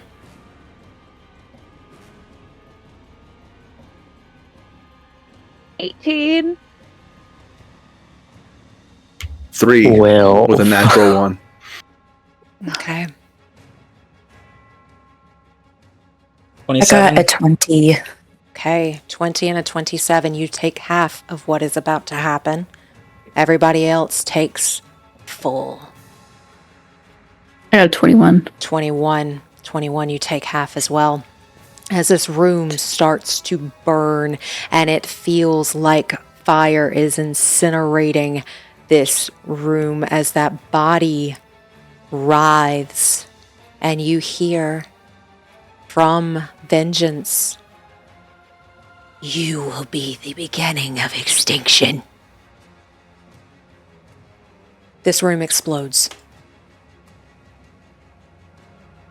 You take 50 fire damage if you failed, 25 if you passed.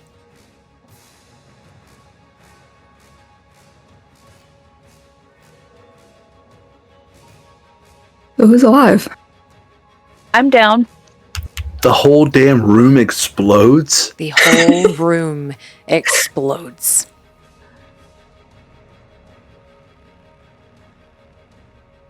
You take 50 if you failed, 25 if you passed of fire damage.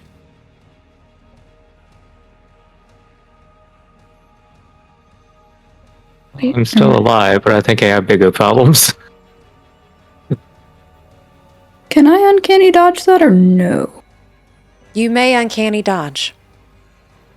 Hell If you yeah. choose to uncanny dodge, you take half of what you originally would take. Elin can uncanny dodge, meaning she would take 25. Oh. We are still in initiative order.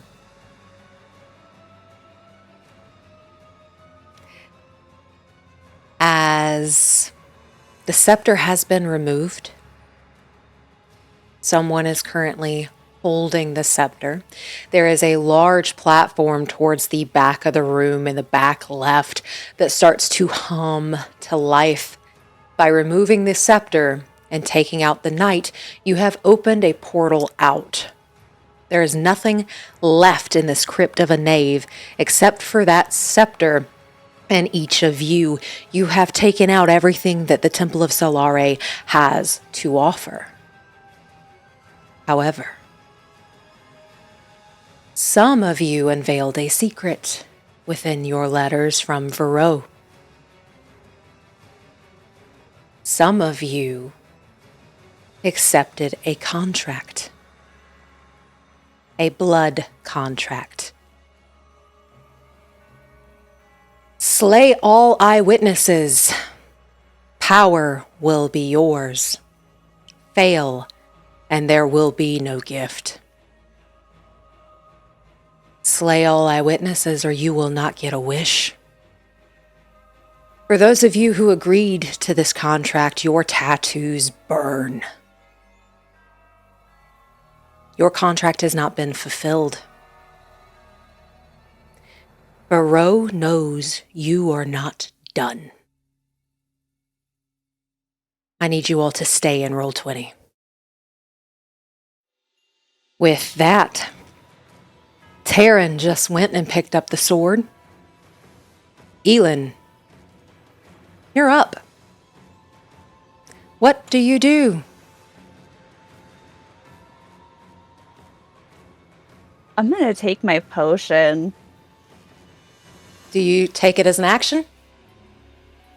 Yeah. Go ahead and take the full amount. 24. Take 24 points back. Do you wish to use your bonus action for anything?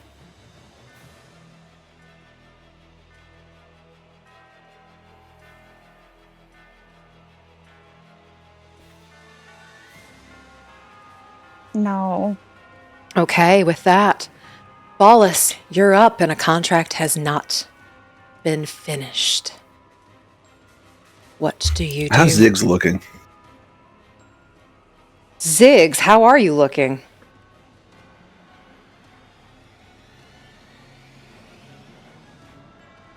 I'm still in front of Luck, but I'm kind of like looking at her, but not at her at the same time. And I'm just I look between her and look down at the scepter.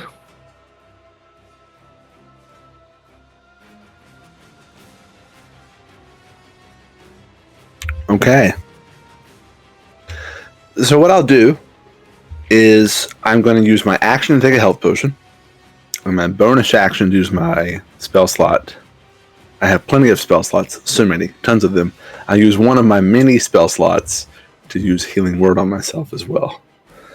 Action on the potion, so I get full amount. Yes, you get full, and then roll for your Healing Word. Potions is normal, so it's 2d4 plus 2, so 10 plus the Healing Word is 2d4 plus 3, so 17 total. You get 17 points back. Is there any movement you wish to take? A little bit, yeah. I'm just going to sort of sidestep.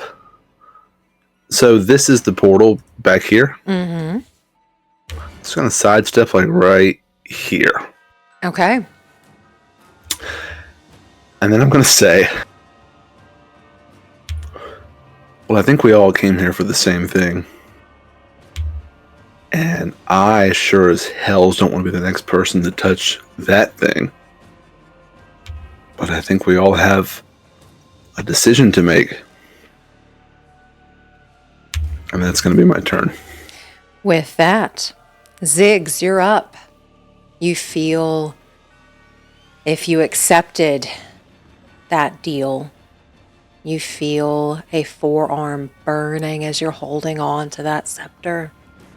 You are currently prone. What do you do? Can I contact my patron? Okay, you want to contact your patron. Who is your patron? The great old one.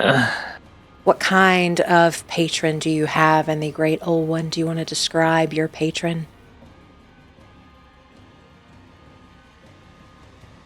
To me, he's a great spirit dragon. And I can ask him some yes or no questions. And my first one is gonna be, is there a way for me to break the hold that the scepter has on me? To break. You are cursed from touching it. There are ways to break a curse. However, the other thing that binds you, besides me, will not be broken until you turn it in.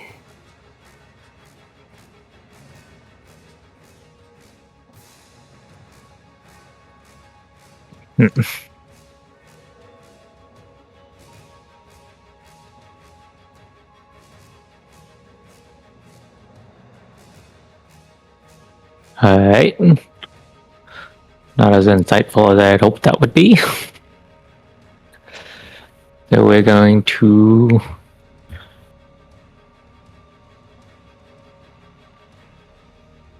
I guess we're going to end up looking at luck with empty eyes. And keeps being prone.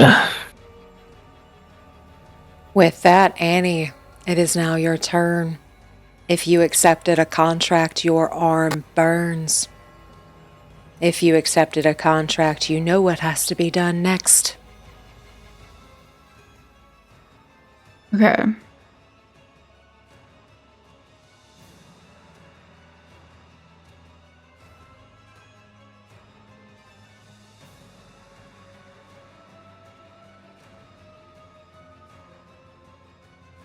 She is going to hold her hand facing where, like, Taryn and Elin are.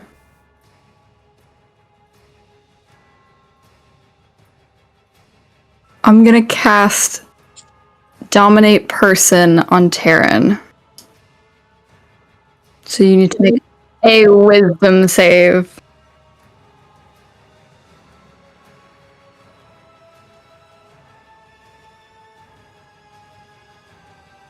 $13. No. Fuck. Okay, I'm so sorry. I'm gonna give you the command to kill the others, starting with Elin. I'm so sorry. I need that wish, man. As you cast Dominate Person, Taryn, that command to kill the others, but starting with Elin. With Dominate Person, remind me, do they get to make the save every turn, at the end of every turn?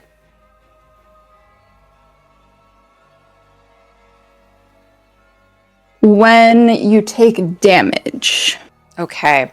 When you take damage, you will make another wisdom saving throw. Taryn, you have been dominated. And with that, luck, it is your turn. I think having heard Valas say something about like making a decision, I thought we were past that. But did some of you take the contract? Because if so, you're not gonna lay a hand on me. And she'll look down at Ziggs. All right. If you can hear me, it'd be really great if you could look at me. Now's the time to bounce. We talked about this. So, fucking drop it. And I'm gonna cast command. And the command is drop. Okay, with command, what kind of saving throw is that? Is that wisdom? Yes. Okay, Ziggs, roll a wisdom saving throw.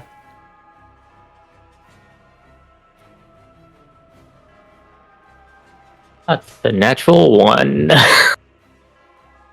Okay. You have to drop it. But Sigs, if you took that contract, your arm is on fire. Luck, how does command look for you?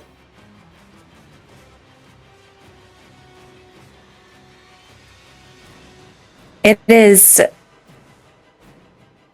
it's a verbal spell, so there's not necessarily like a potential to see it. It's more of like a reverb that happens when she says fucking drop it. You know, whenever you stand too close to a speaker at a concert and you like feel it in your chest and in your knees and your toes, it's like that feeling to everyone in the room.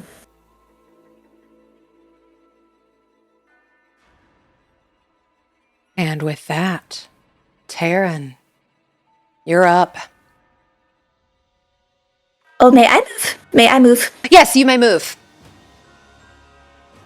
After she says fucking drop it, I think she's gonna start tiptoeing back to have like eyes on an exit. You know the only exit? The only exit is where Valas is standing. Okay. Yeah, so that's it. I'm done. With that, Taryn, you are up, and you have to obey the command that Annie just gave you. Does when command dominate person is affecting a creature, does it have any visual cues of any sort? That is up to Annie. What does dominate person look like as you have enchanted Taryn? What does it look like for you? What visual is there?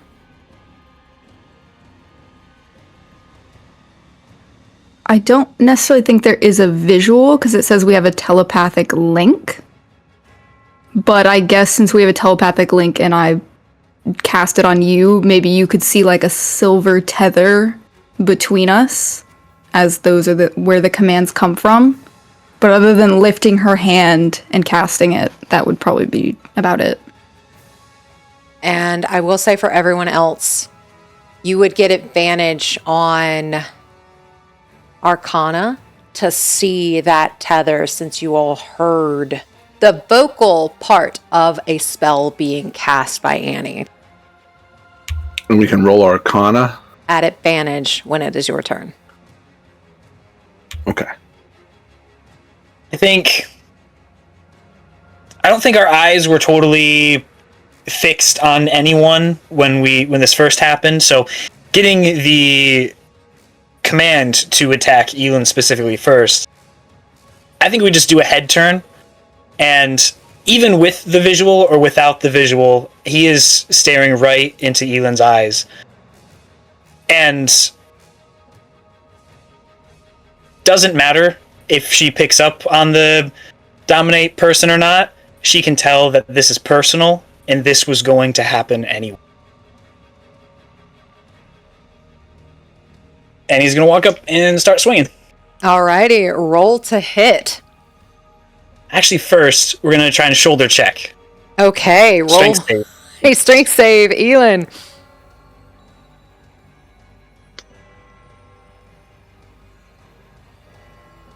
Oh, that's an 8. Elin is prone, and she takes 11 damage. Okay. And now we will attack. Not at reckless, because we have advantage. Anyway. I'm sorry. 26. It's okay.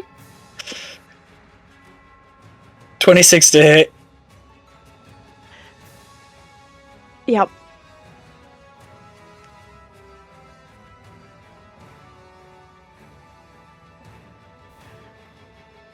$15 on the first one. Okay.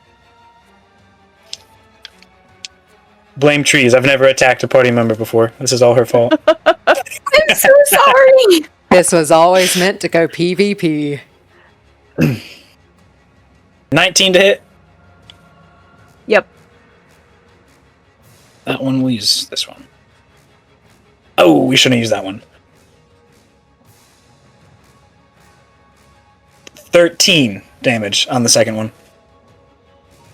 Elin, you can choose to uncanny dodge if you wish. Oh, yeah. Then you take half instead. So 6. 6. Is there any bonus actions or anything you wish to do, Taryn? Not anymore. Okay. So that's all. Elin, Taryn just attacked you and it is now your turn. And like Taryn said, you know by the look he is giving you that this was personal and this was always going to happen.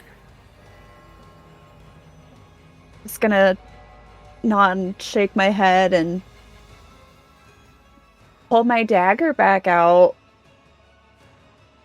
and swing. Roll to hit.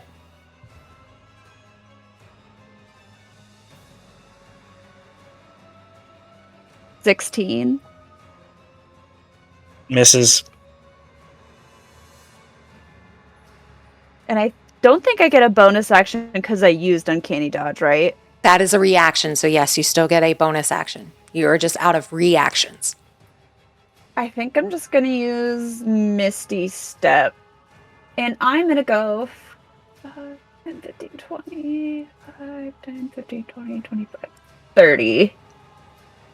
And that'll be my turn. Alrighty. You still do have movement if you wish to use it. Oh. You have 30 feet. Or 15, because he technically did knock you prone. 15. I'll go here. Alrighty. And with that, Valas, it is your turn. Okay. Can I roll that Arcana check on what Annie did? You may roll at advantage.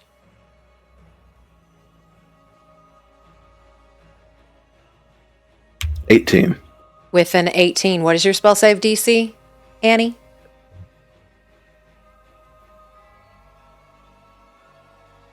For the Just dominate person? Straight up. So like where your save Oh. DC is?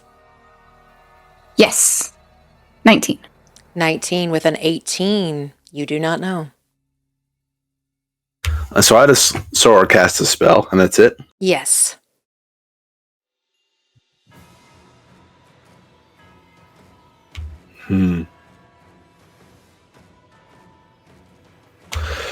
Well, in my head, I had two options here. And because I failed that, I'll have to go with the second one.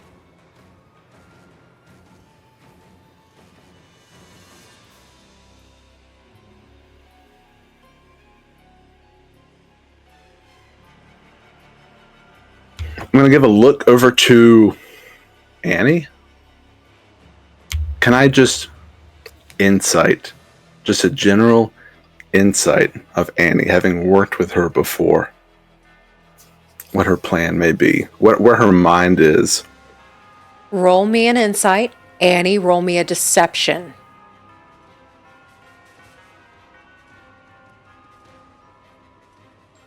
I'm trying to insight a bard. This is really foolish.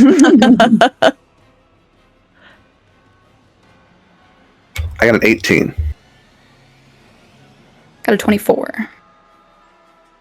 You don't know. What do I see then? What lie do you give off?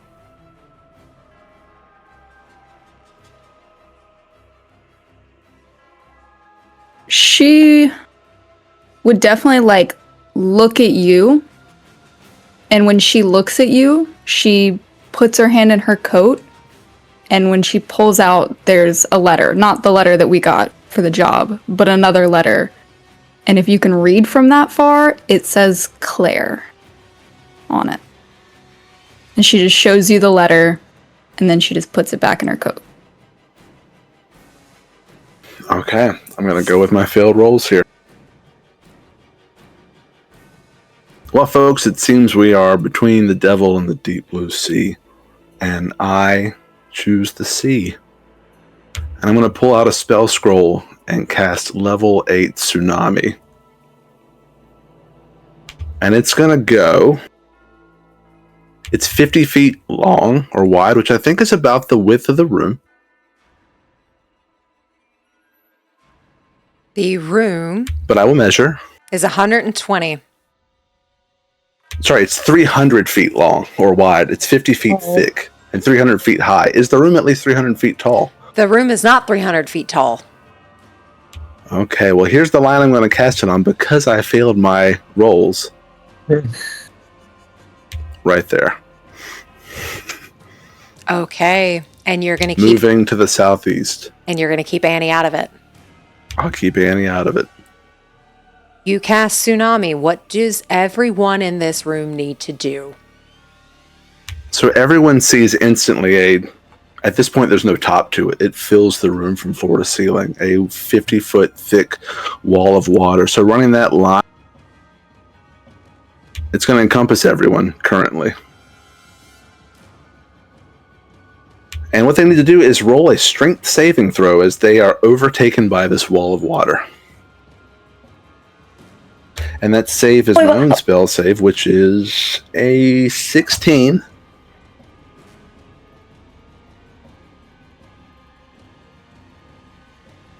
Wait, we have to roll a strength as well?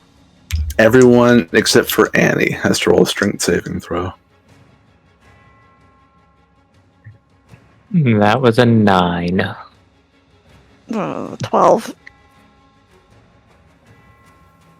I rolled a natural 20. I'm not strong, nice. but 21.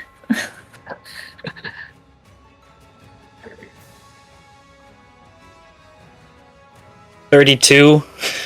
Okay, if you passed, you take half of this, but it's 6d10 bludgeoning damage. I rolled 2 10s.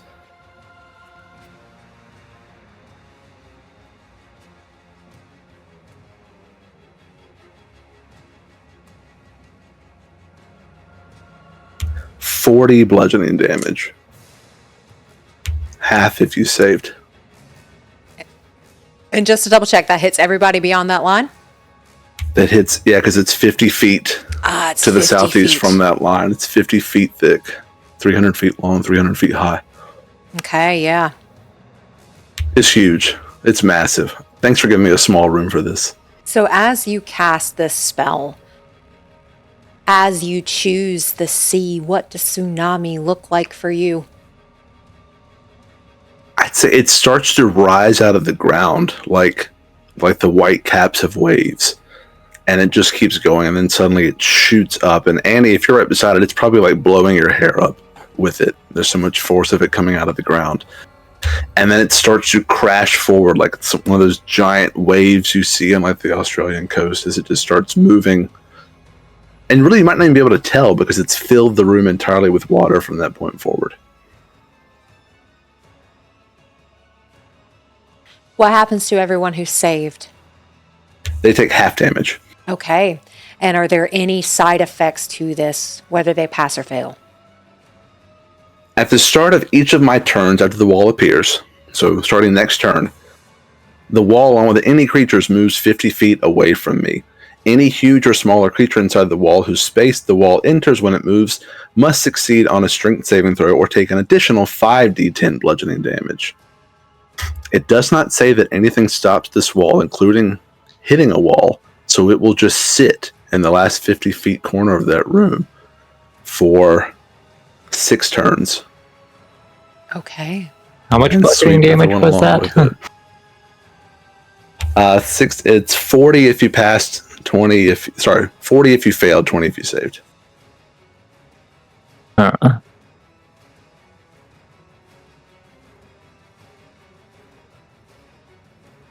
At the end of each turn, the wall's height is reduced by 50 feet, and the damage creatures take from each spell on the subsequent rounds is reduced by a d10. So it goes from 6, 5, 4, 3, 2. When it reaches 0 height, the spell ends. So it's 6 turns. Any creature caught in the wall can move by swimming, but because of the force of the wave, the creature must make a successful strength athletics check against my spell save, which is a 16, to move at all. If it fails, it can't move. If it moves out of the area, it falls to the ground. So people can attempt to swim forward out of it. Okay. And as you cast this and this room fills with this very powerful water, who is still up?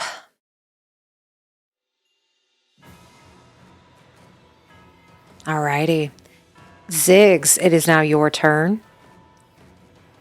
Ziggs is down. Ziggs is down because being in water and being down, you fail 2 death saving throws. Roll another death saving throw and message it to me. Because you cannot control your breathing and you take in a bunch of water in your lungs.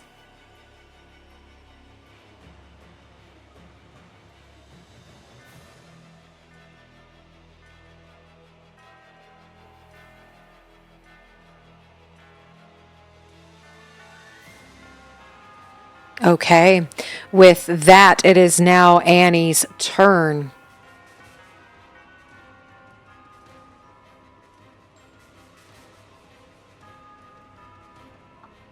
Sorry, I just remembered for the dominate person, it's whenever I take damage. It is, so go ahead and make another wisdom saving throw.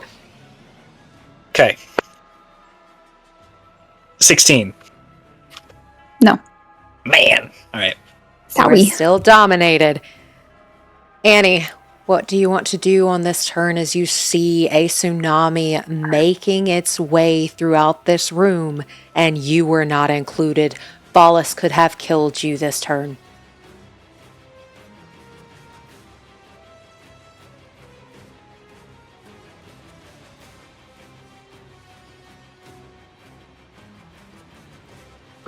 I'm going to, with like my eye on him, walk kinda where Luck is. Like, hold on, let me see.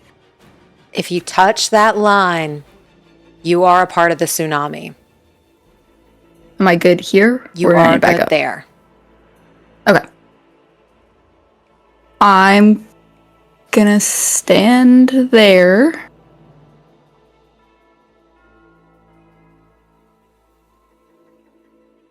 And I guess just with my back to the wave and my eyes on Valas, that's gonna be my turn.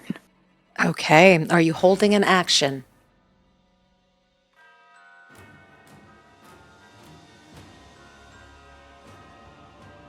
I will heal myself. Okay, go ahead and heal yourself. And what do you get back?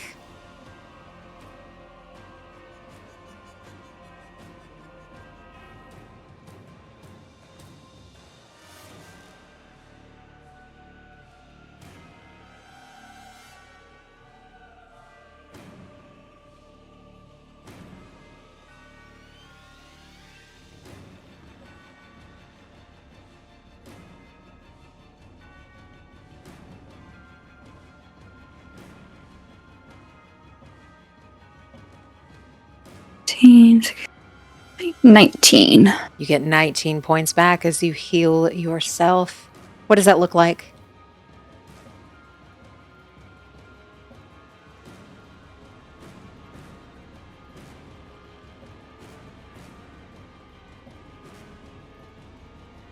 She'll just kind of like twirl her fingers a little bit, and that sort of like golden radiant energy will sort of start like closing wounds and fixing things. As that golden radiant energy starts to seal those cuts, those wounds, Luck, you are in a wave of salt water.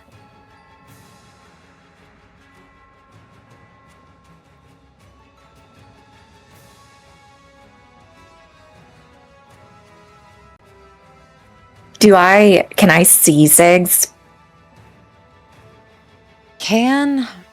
How far up in the air are they? So I just dropped the whole text of it because it's a massive text of a spell. I put it in the chat so everyone can see it. So they're just somewhere in the wave. The wave is 300 feet high. So I would say at this point they're just somewhere in the height of the room. I'm not sure how to determine that. But they move with the wave at the start of each of my turns. That's all I know for certain. Okay. Luck, roll me a perception check.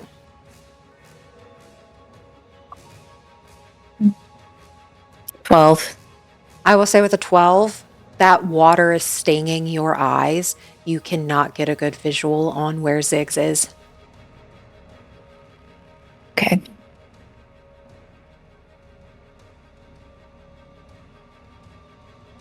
Okay. But can I see out? I was almost right in front of Valas. Could I have, can I see him? You got a 12? Mm-hmm. You can see the outline of Annie and Valas, but you do not see full detail. Okay. Okay.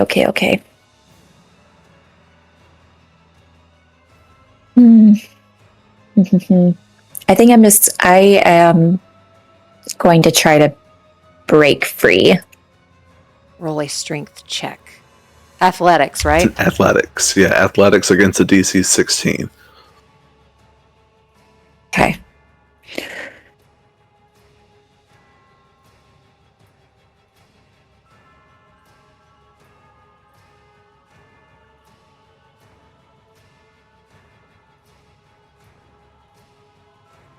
Okay. Trying to decide if this is what I really want to do because I have something else, but okay, just leave it up to the dice. Okay. That is a 2, so no. Do they take damage when they fail trying to move? No, that just means they can't move this turn. Okay, they just cannot move this turn. Alrighty. Did that take an action to do, Valas? It doesn't. Just whenever they try to move, they have to make the check to try to move. That's it. Okay.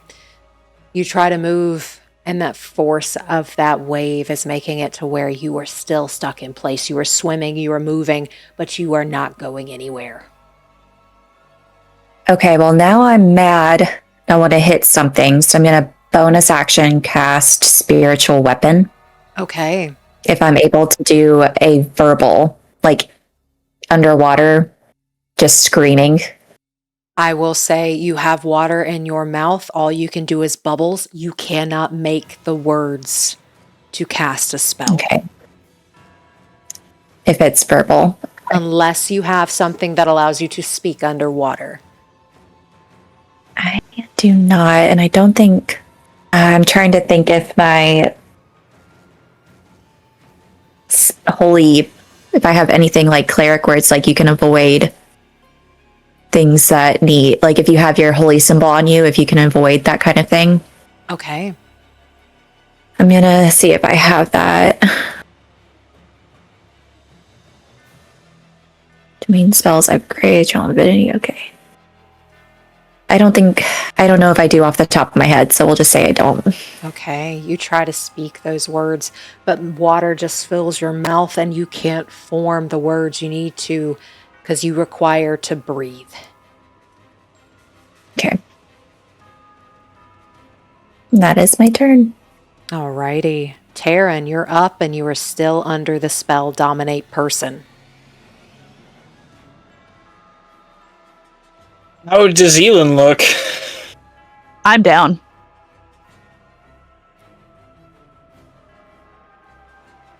So I don't know, I guess... Does it... I don't know, then...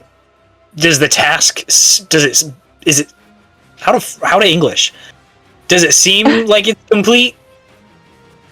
She said kill all the others, right? Yeah. Your task is not complete. Well, the point that I'm asking is that she said starting with Elin. So, does that part seem complete so then we can move on? Or is it still, Okay. That's true because all that's in water. That's a good point. So, yeah. From my understanding, it looks like you're done with Elin. You have to find the next person. Okay, I just wanted to be sure we were on the same page. Gotcha. Sounds good. Is that what you would say, Annie? Yeah, I mean, if he wanted to, like, try to swim over to Elin, because he doesn't, I guess, technically know that she is dead, you could do that. Up to you. But there, I mean, I don't think it's my choice. So, It is not your choice. so I'm asking, tell me what to do with my turn. I wasn't sure about the perceptions that like Luck had to roll just to see right around her. yeah, I don't think he would know that Elin is dead. Go ahead and roll me a perception check to see if you even see Elin. Okay. There it is. Natural 20 for 22. You see Elin. And Elin, what does Elin look like right now?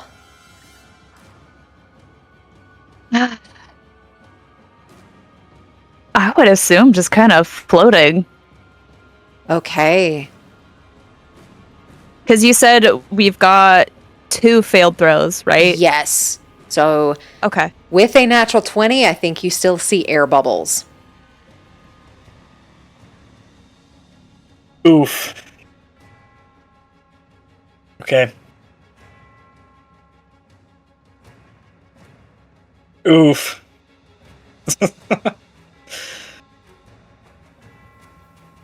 we're gonna finish the job. With being down, you need to roll a strength saving throw. Okay. You're talking about the wave or something else?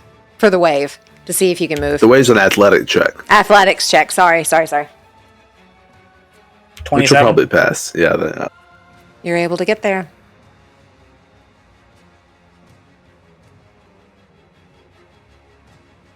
Been nice knowing you. Valas? It depends on swim speed. It's all swimming. I'm pretty sure, unless it says difficult terrain, your swim speed is your walking speed? Hold on, though. I have a special feat that makes my swim speed 30 feet, and my walking is 50. So I don't know. Oh. Okay, hold on. We're Googling this. What is your swim speed? I'm sorry I complicated this whole session. No, you're good. You were given the spell. Use it. It seems like while climbing or swimming, each foot of movement costs 1 extra, so it would be halved. Unless it specifically says that this water is difficult terrain. Does your spell say that this wave is difficult terrain? It doesn't. All it says is a creature caught in the wall can move by swimming. Okay, then yes, it would be half of your movement speed. Okay. We're learning a lot today as y'all are in the water. We're learning. Well, I'm gonna be honest, I'm sorry, I removed the character token. I don't remember where I started exactly.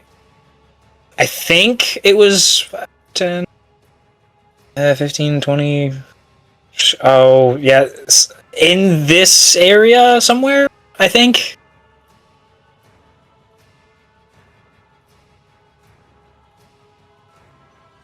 It was 40 feet away, so I do think you were there.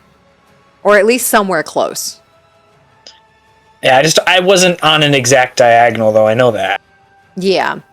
So from there, Cool. you got 20 feet of movement for free. Okay. Do that. And then are we still able to take a dash action? You are able to take the dash action. There we go. Well, we will get there. And then we can't do anything. I lied. We can't do something. Okay. I'm sorry. We're gonna Yeah, would come. we're gonna shoulder check. Like, we're gonna do that same move, but we're gonna just do it with our head. Just right into her. You go to take that action with your head, like a very powerful headbutt. Elin, you automatically fail. Therefore, your last saving throw is a failure. How do we see Elin pass from this headbutt? I think she would be suspended in the water, and she would look at you all with knowing eyes, and then just close her eyes, and that's it. As those bubbles stop, and Taryn, you know Elin is gone. Elin, what would you hope to see in the afterlife? My parents. As everything goes dark, you would expect to see your family, the ones that you lost. But those words from that paladin vengeance come back. No god will show love to you. For what has been done here, you have no afterlife. As there is nothing here. And with that, it is Valas's turn. Oh, before that, Taryn. Following up on what he said, that whether this happened now or later, this was going to happen. This was destined to happen. I think still being underwater and seeing that she is gone. He's going to be... I don't think anyone will see this, hear this, but just for himself, he's just going to be shouting, like... Sounds like nothing underwater, but it's obvious he is just yelling and screaming something very specific, very emotional. That's just bubbles at this point, but it's very passionate. As those bubbles, as you are so far away from everybody else and no one hears you. But that intent towards Elin as everything goes dark and there's nothing in this afterlife for you. Taryn, what are you saying? I think he is repeating two names. Malin and Ed. Just chanting those names underwater over and over again. Elin, in this void, you hear those two names. Out of curiosity, how old is Taryn and how old is Elin?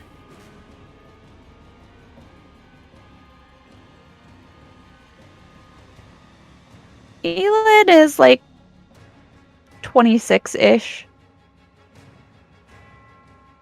Early 40s, I think I kind of assume like 42, 41, 42. Elin, you have no idea who those names are. And with that, Valas, you are up. Tsunami is still up. What is happening? Okay, at the start of my turn, the wall moves 50 feet away from me, including everyone inside of it. You all move 50 feet.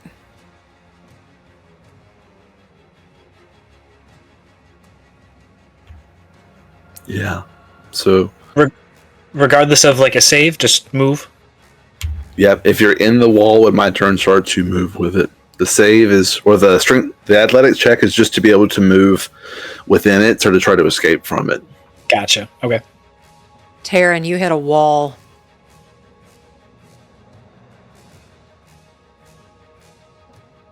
Indubitably. I don't know, wherever I'd be, somewhere there. If everybody would move 50 feet.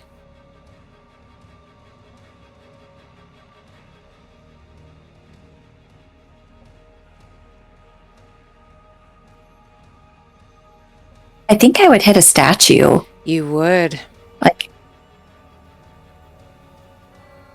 I was gonna Yeah. say the same thing. Am I hitting this corner statue, like right on there or something? Yeah, so you would hit the statue. You all are about 50 feet in the air. Or not air, but in the room. So actually, y'all would go over the statue. The first thing you're going to hit is the ceiling or the wall.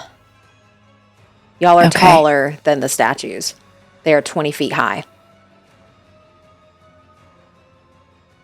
Yeah, just barely squeak in. Okay. And because Ziggs dropped that scepter, Valas, roll me a D100, Ooh. divide it by 2. D100 divided by 2. Okay.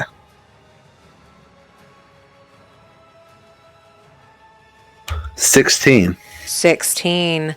Ziggs was sitting about right here when he dropped it.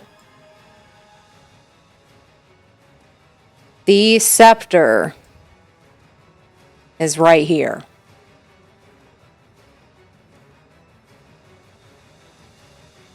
I see that. Yes. Do they take damage if they are still in the tsunami? They do. It's another strength throw against my spell save. So it's a strength saving throw against a DC 16.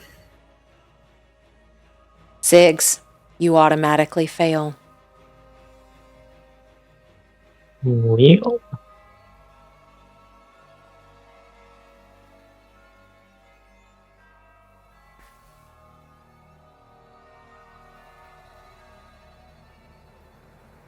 Well, The damage is 5d10. This is the second turn.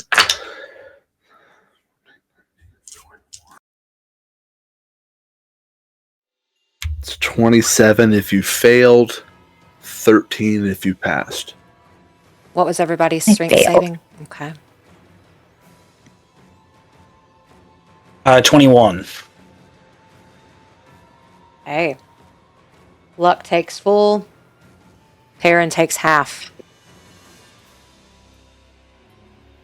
Go ahead and roll, Taryn, a wisdom saving throw. 19.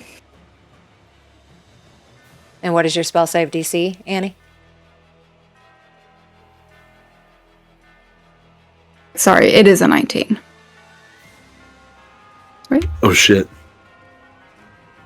So we're free. You break out. Free! What does that look like as you are no longer dominated?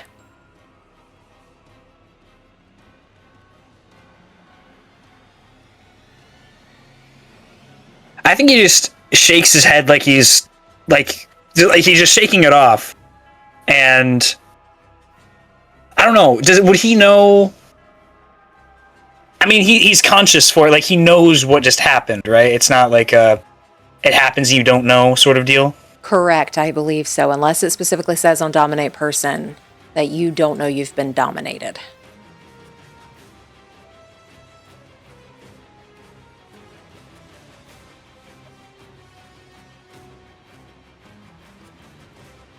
I don't think so. Also, with the telepathic link and me giving you commands, you probably could recognize it as her voice. So you would know who cast it.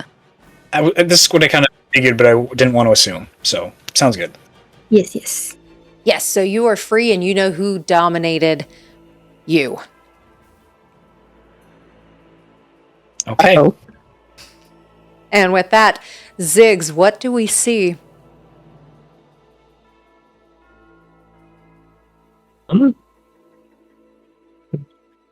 After everything that's happened, you see my very small, apparently broken body against the corner of a statue.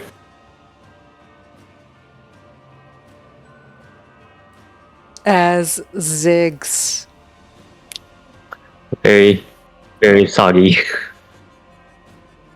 As Ziggs drowns, and what would Ziggs have hoped to see in the afterlife? Zags. As everything goes dark, you see that same void. There is nothing there. Is it a good thing that Zags isn't in this afterlife? You don't know. But no god will open its door to you. And with that, Annie. No, I lied. Yep, Annie, it is your turn.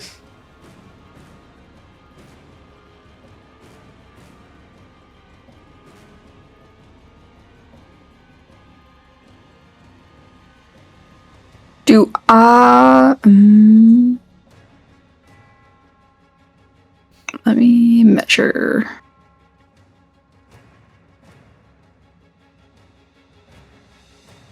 Okay.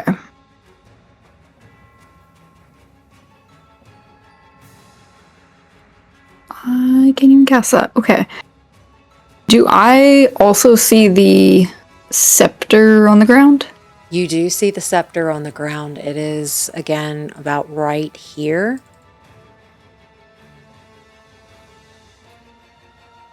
Can I cut in real quick? Yeah. I didn't get to take a turn. Oh, I'm sorry. No, we went with the tsunami as my turn, but it's not actually. It just happens. I apologize. Go and take your turn. What do you want to do? Who do you want to kill? Normally I wouldn't care, but this is a little bit life and death. But honestly, because I failed what I wanted to do earlier, it's not going to be much. As the wall moves forward, the tsunami continues on. I will use my action to cast Shape Water and pull a bit of water out of it towards me before it moves on. And I'm going to shape it into a ship that looks like it's sort of rocking on the sea. And it looks just like the one that Valas traveled on as a child. And as the wall moves, I'll look at Annie and say, go on, get what you came for. And that's my turn. And with that, as you see the ship that you don't know what it means in Valas's hands, what do you do?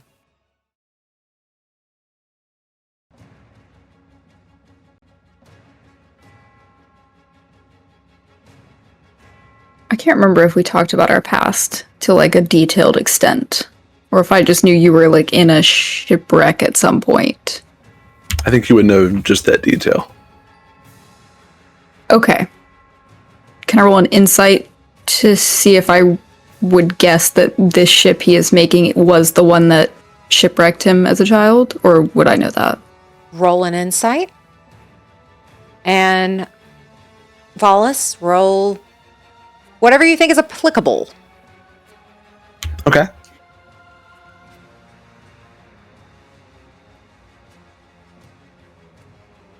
I rolled a 29. nat 20 for a 21. With a natural 20, in this case, what do you, Valas, want to perceive or want to show? I want to show. I don't want to hide it. This is the ship that would be connected to my past, the knife that changed everything. But it's also sort of like it was before everything. The ship is intact. There hasn't been a wreck. It was like a last happy memory.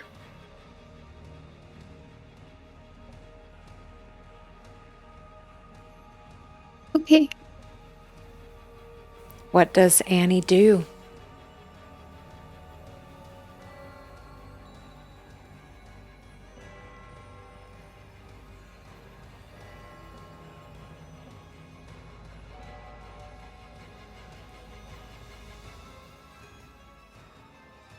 We'll look at Valas when I say, like, I didn't come for the scepter for me. I came to give life for my sister. And then she will turn around to walk towards the scepter. Okay.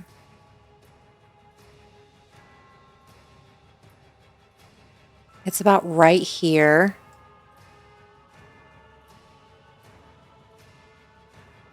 10, 15, 20, 25, 30. And then I guess I will dash. You can. You can choose to bonus action dash if you wish.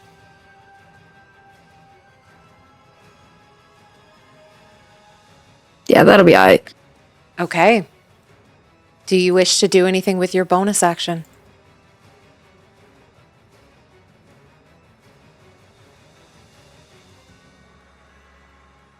Nope. Okay.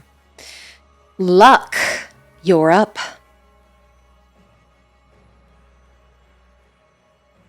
I have all spells that are just verbal. So I'm gonna try to break out of this bitch. Okay. Athletics check. Okay. Okay, it's a 19. It beats What it. was my strength? Okay, +1, 20. Okay. What happens when I break out? It just means that you can move. Okay. Do you swim trying to get out? Yes. And I'm going to try to swim towards this, I guess, like, edge of the statue. And if I can, like, kind of, I guess, like, punch through the wall, monk style, I think she would try to use a slow fall technique to try to, like, kind of punch through, grab it, and then just, like, scurry down while she's, like, probably barfing up water. And you do have slow fall as a part of being a monk? Yes. Okay, that's where I was going next. So you were able to get out and you take your movement to get to outside of this water. You're about 20 feet in the air on the statue. Do you go all the way down?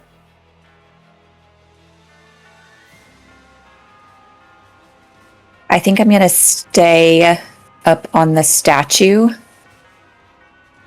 And I'll use some movement to skirt around onto the other side. Okay. And I'll grasp my holy symbol. And cast healing word on myself. And the one word is Formoria. And I'm going to take a look towards the door. You take a look towards the only exit, which is the portal. Okay. And with that, it is now Taryn's turn.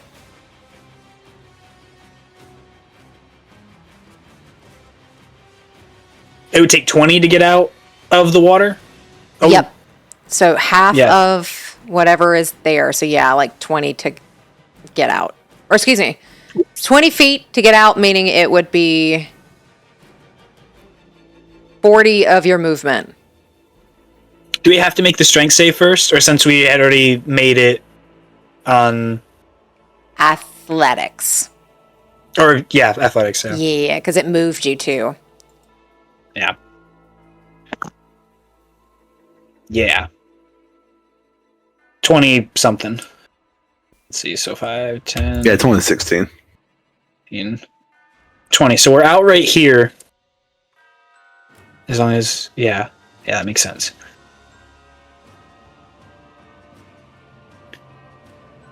Actually, what's this statue that we were just by? What's that one of?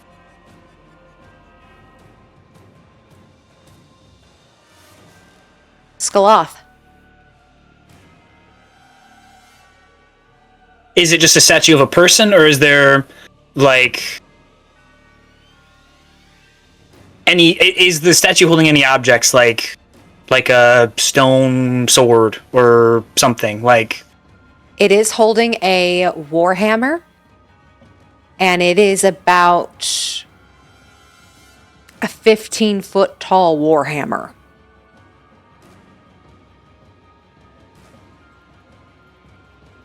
I'm making this too complicated. We won't do that. We're just gonna, if I understand, we're like 50 feet in the air or so. Roll me a D100. 100. Let's do it on D&D Beyond.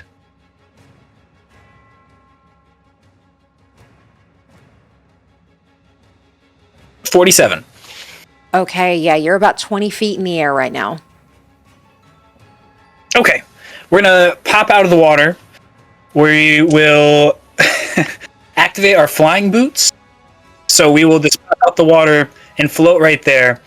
And we're gonna see Annie right there. And we're definitely not friends. So he's gonna take that sword, the big sword that he picked up, and chuck it right at her face. That is a... let's see. Go ahead and use your Great Axe +1 to hit with that one. Okay. And it does 2d6 plus your Great Axe modifier. Copy that. 25 to hit. That hits.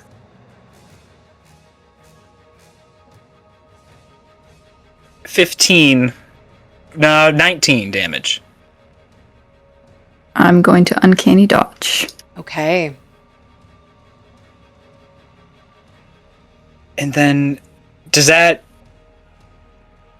would I get a second attack from that, or is it just like if you throw, you just get the one?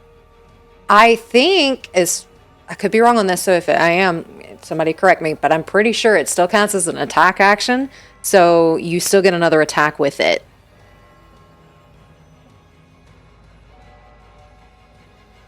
Okay, let's see here. Because you can throw 2 daggers. It's true. We have a javelin in our inventory.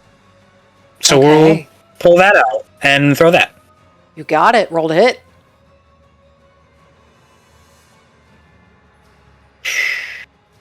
Uh, 19.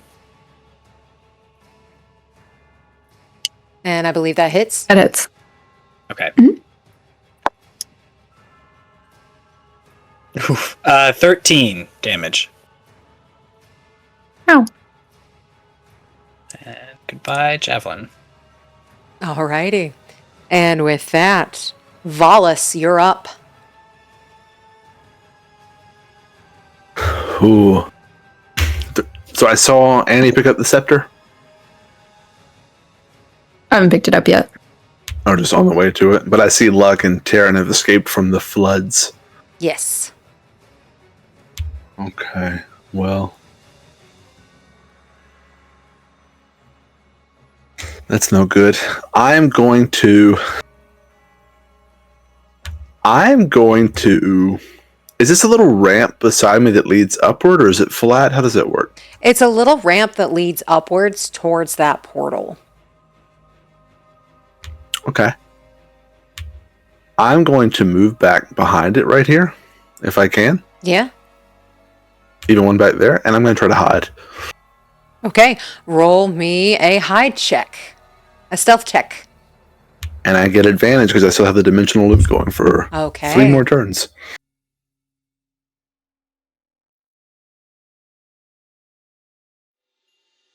Okay, my stealth is, it's not too bad. Advantage, you say. That gives me come on now.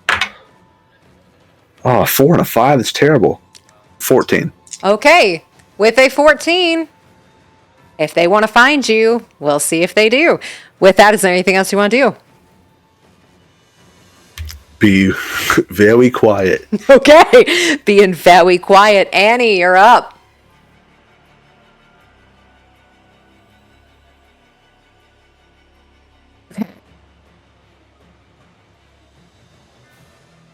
Right.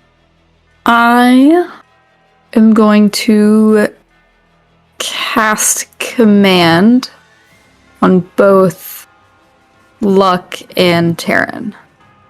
So y'all need to make a wisdom save.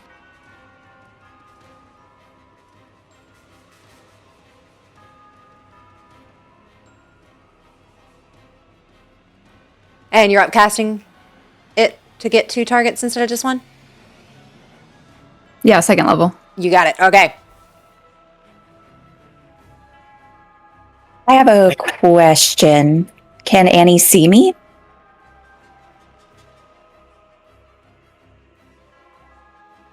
Annie cannot see you, as you are 20 feet up and 25 feet away. Behind that statue. So you could see Taryn. You cannot see Luck currently. Then I guess I would just cast it at first level since I only see one of them. You got it. Okay. You said wisdom save?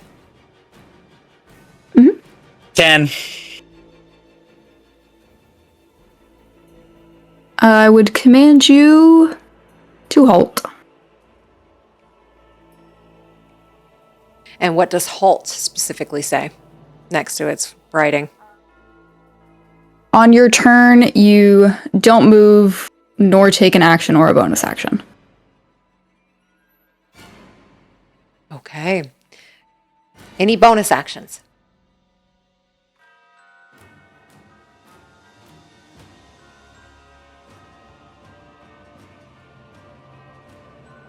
No bonus action, Okay. but I will walk. Where's the scepter again? Okay. So I'll walk over to it. And if you will allow, I will kind of turn my coat inside out and attempt to put it into one of the pockets by not putting my hands on it. Pick it up by the fabric to put it in the dimensional pocket. Roll a sleight of hand. Your DC is a 15. Okey-dokey.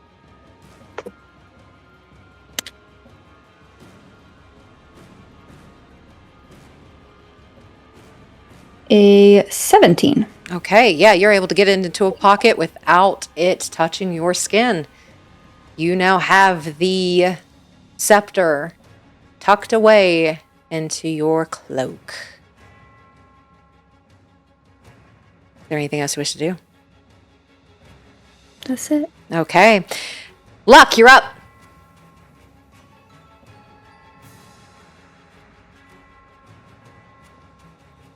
I'm going to take a tiny peek just around the corner to see if I can at least see Ziggs now in the water. Roll a perception check. Okay. 16.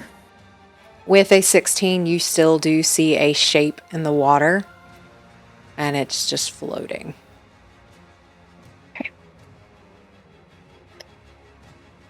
Okay. Still holding my holy symbol. I'm a bolt. I'm going to go towards the door. Okay.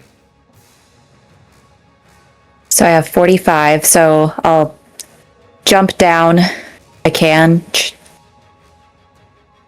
1, 2, 3, 4, 5, 6, 7, 8, 9. And then I'm going to use a key point to do Step of the Wind. Okay. 1, 3, 4, 5, 6. My passive is 15, and I was looking at the exit whenever Valas decided to hide. With a passive of a 15 and Valas rolling a 14, you do see Valas. Now I'll look at Valas, give Valas a nod, and then look over at Annie and Taryn.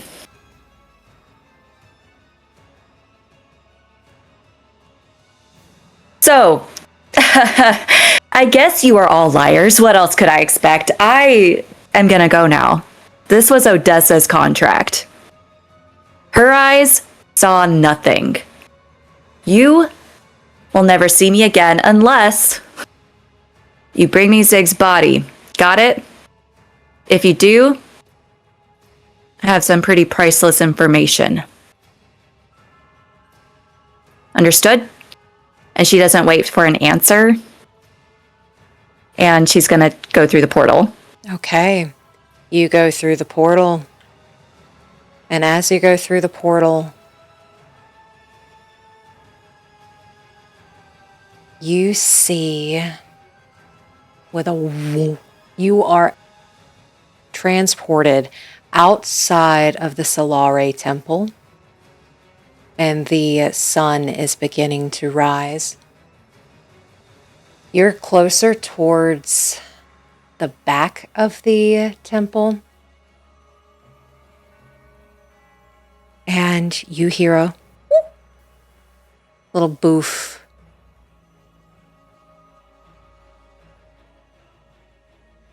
She takes a look around, instantly probably recognizing or wanting it to be familiar. So she's looking for like the familiar like ADHD movements of this tiny dog. And you do see the ADHD movement of that tiny dog, and it's making its way to you with a wag of its tail, and its whole butt moves with it. Still clutching that holy symbol, she'll bend down. All right. Backup plans. Yeah, it's lucky we got out and that we found each other. You're gonna help me figure out what patron he had, because let's face it, there's more than one way to get a friend back. And she'll pick up Ziggs or Zags. She's always messed up their names. And the first thing she's got to do is attend a wake. So she's got a to-do list. You have a to-do list. You have Zags underneath your arm. And because that contract was made for Odessa, and you did not agree to it, nothing shows up out of the shadows for you.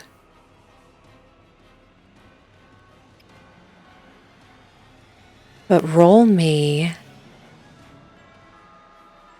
a straight intelligence check. Okay.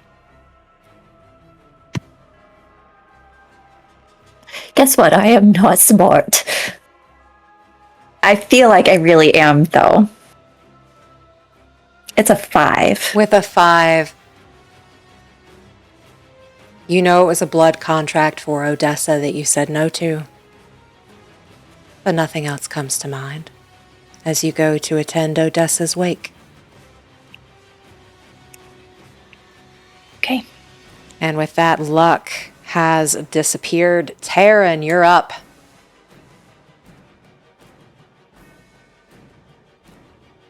I don't think we can do anything. So I think we stand there looking handsome.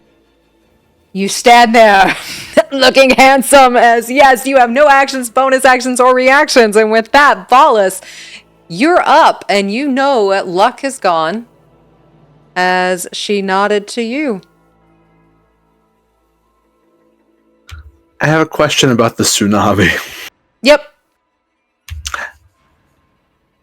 If it can't move forward, it doesn't say what happens. It just stays there until it dissipates, I think. Yeah, if you're cool with it, it's just sitting right there. Okay.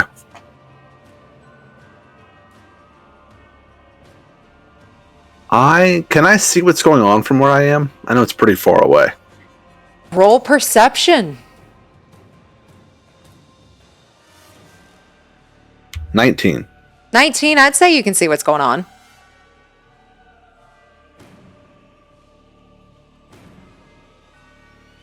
Very cool. I'm going to try to hide again. Okay, roll a hide.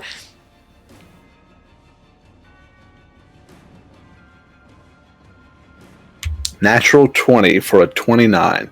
Okay. You feel like you've got a good grasp on things, and with that, Annie, it's your turn.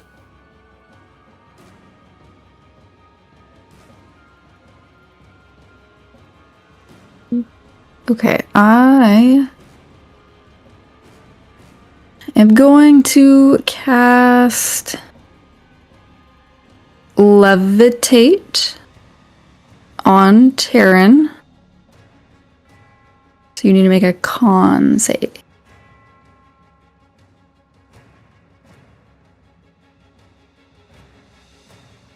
$24.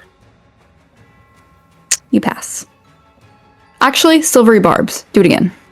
Okay. So sorry. 21. I will use a bardic inspiration dice to reduce your ability check.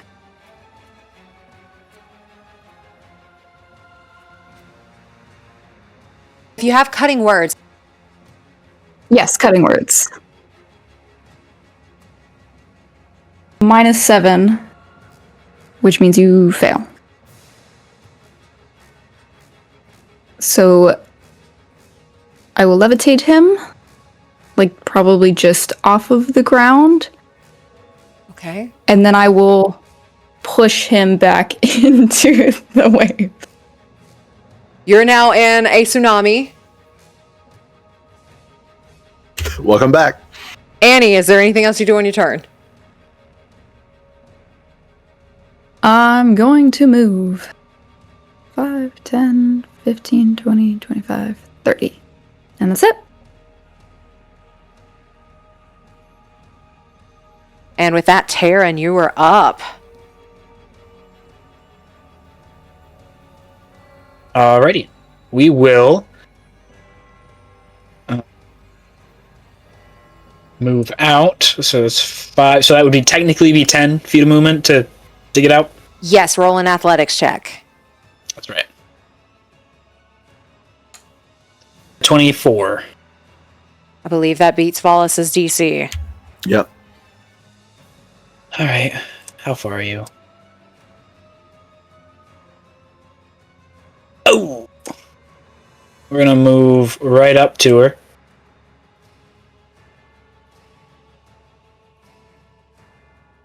And we're going to give her the business. Roll to hit.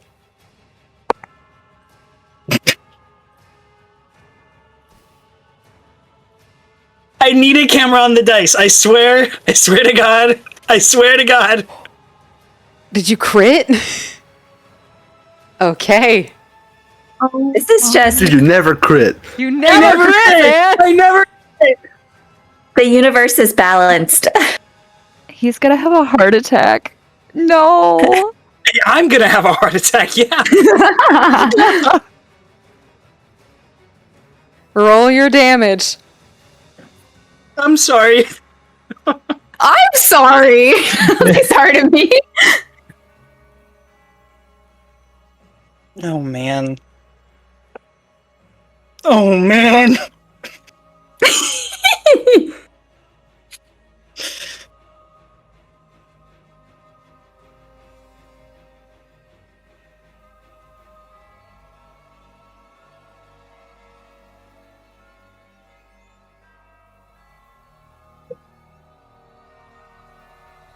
He takes 80 damage.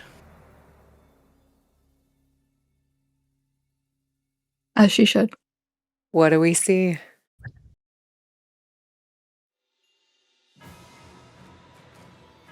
He comes out of the tsunami just on fire to kill this woman now.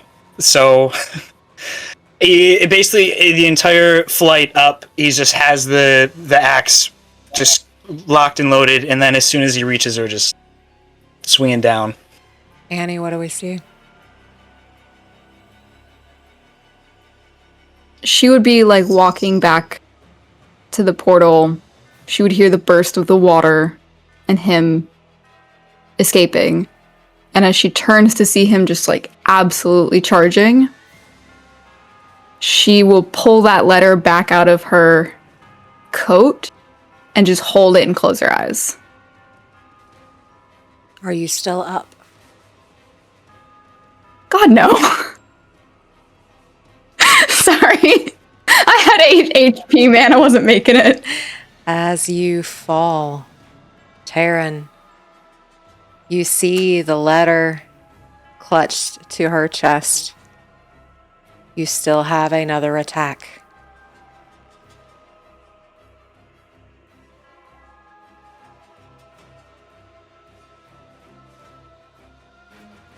I feel terrible.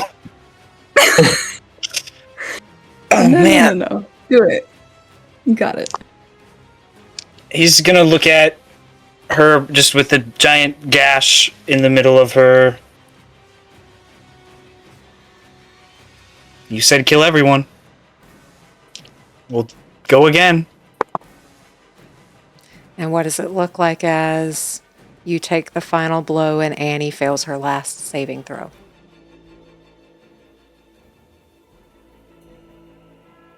Or takes 2 failed death saves, excuse me. You still have 1 left.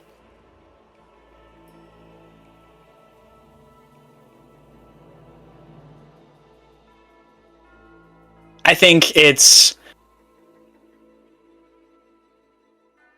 with her being down after the first hit, he refocuses for a second and just moves over and swings the axe straight down, just to be like center mass, like just parallel with the direction her body is facing, and just right into the chest or back. Okay. Annie, you fail 2 death saving throws. Taryn, you still see that slight breath as she is still hanging on by a thread. Is there anything else you wish to do with your bonus action? Yeah. We're gonna... That shoulder charge, if we can flavor that as a kick. Okay, you may flavor that as a kick. And I don't know how far we kick her, but we're kicking her towards the portal. Roll a d20. 18. You push Annie 15 feet, 5, 10, 15, as you kick Annie's broken body towards where that display case was. Annie, you fail your last death saving throw. And what do we see as Annie takes her last breath?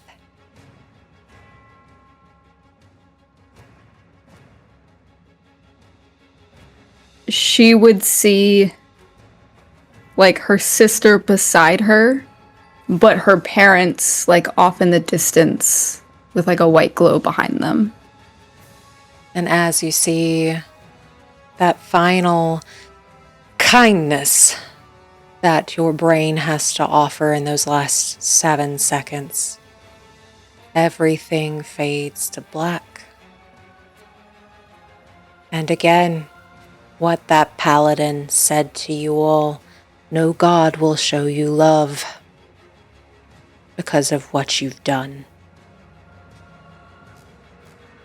No matter how selfless taking this contract was, there is no afterlife for you.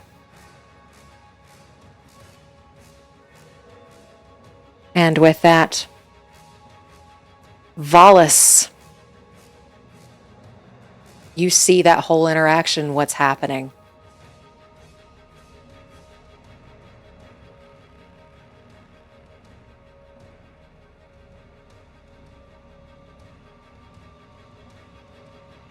So I see Taryn. I see the hit. I see the kick. I see it all. Yes.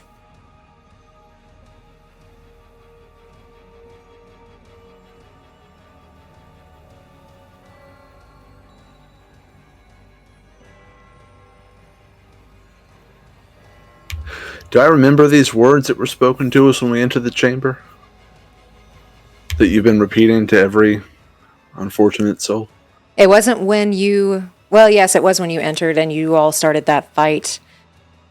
I'll say you remember that there will be no afterlife for you. Not necessarily no afterlife, but there will be no love for you from the gods.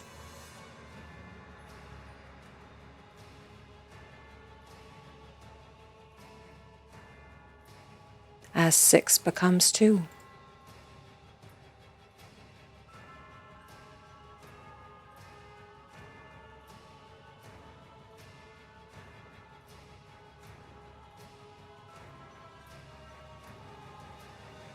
I'm going to see if I can do this as a bonus action. I think I can. Yeah. I'm going to expend a focus point as a bonus action and use Patient Defense heightened to give myself 2d8 temp HP. Okay.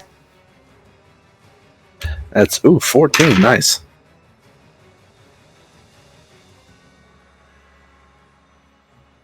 And then I'm going to stay hidden.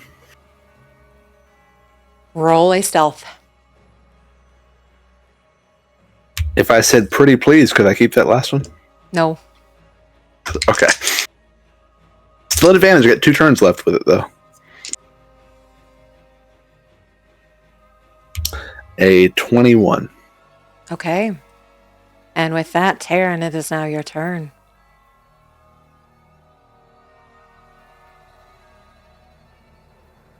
Does Taryn see Ziggs? Or at least at any point would he have seen Ziggs? Roll a perception check. Because I'm pretty sure that tsunami is still up.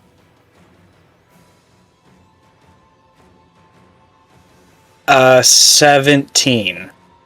With a 17, looking directly in where that tsunami is, you can see an outline of something. No details, but you can see like a little black blob that is just floating in that water.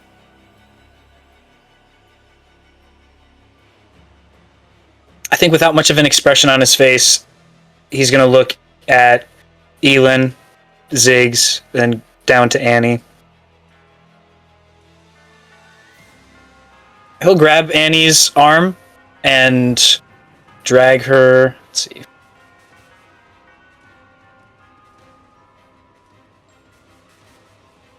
$40 right over there. Okay.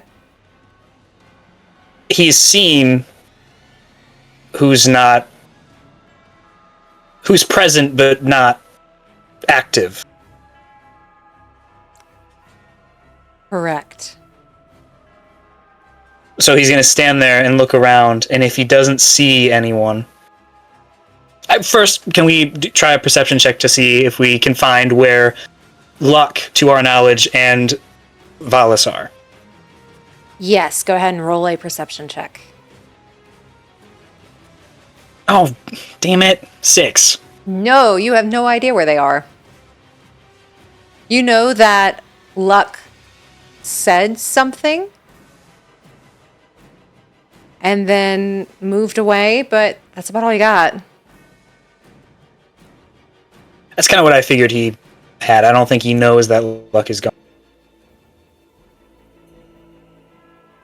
He's going to stand there over Annie, though, just scanning, and shout, "Come on! We're not done. I see the door. You have to come out to get to it, and I can wait."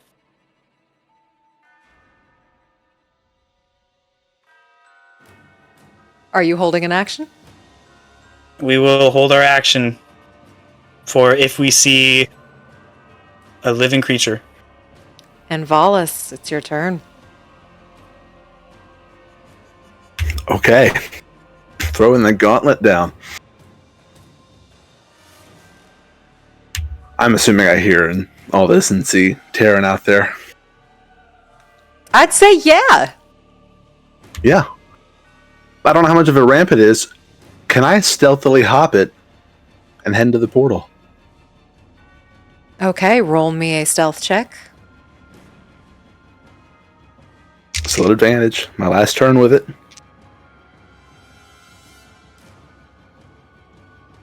$19. With a 19, as you start to make your way towards the portal, you hear a in front of you. I'm just trying to go home. And as you try to go home, again you hear that poof, and something shows up in front of you. Pourtant, it was a simple task. And you cannot complete it, can you? Pathetic.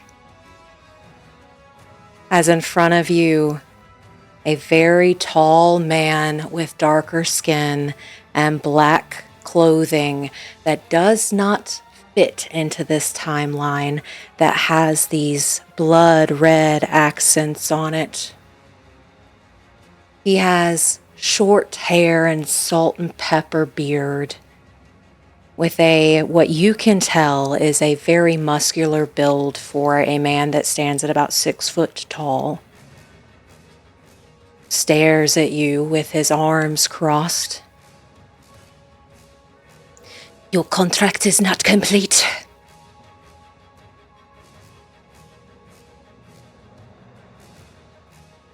It's like he's waiting on me to respond. He is, and he is blocking your way. I'll look over my shoulder and say, neither is his, and he's got what you want, so I'll just be on my way. Coward. I need you to make a charisma saving throw. Oh, great, they're trash. No, it's caught, never mind. 14? With a 14, the man in front of you, as he stares at you, and you can tell that this man is seething. How could you do this to your friend? How could you do this to someone who means so much to you? As you are currently charmed. I have advantage against being charmed. Roll at advantage.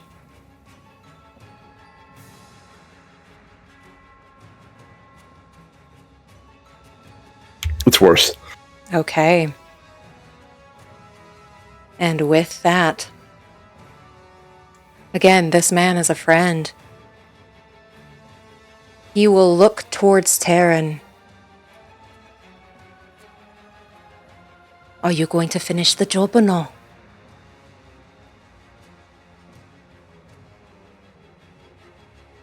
Talking to Taryn or still talking to me? Talking to Taryn. Trying to. Then what are you waiting for? I need to know where everyone is. Everyone else is hiding. Who is everyone else? There's a Luck, which I thought was Odessa, but someone different, I guess. Fascinating. I gave no contract to a Luck. And there is no luck here. Therefore you have failed your contract too. I wouldn't say failed. I would just say it's not complete just yet. But it will be. Then where is this luck? Being a witness somewhere that I can find her. There is no one else in here but you. And this coward. Where is the scepter?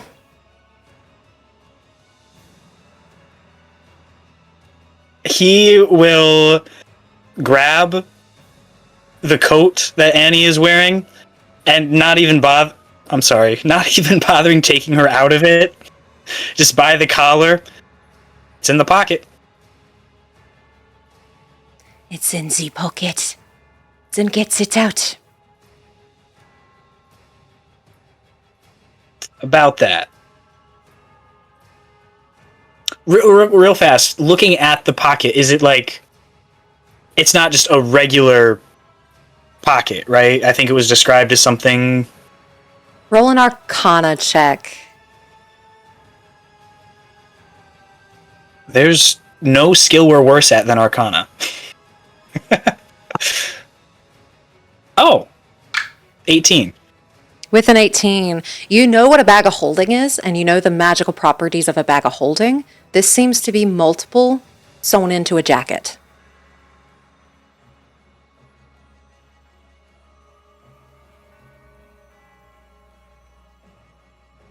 And he'll look back at this guy and set Annie down on the ground. Stay with me now. And he will take his axe.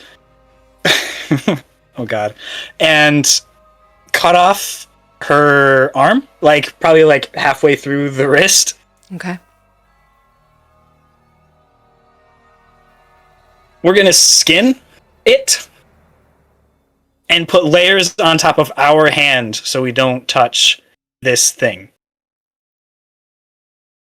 Okay.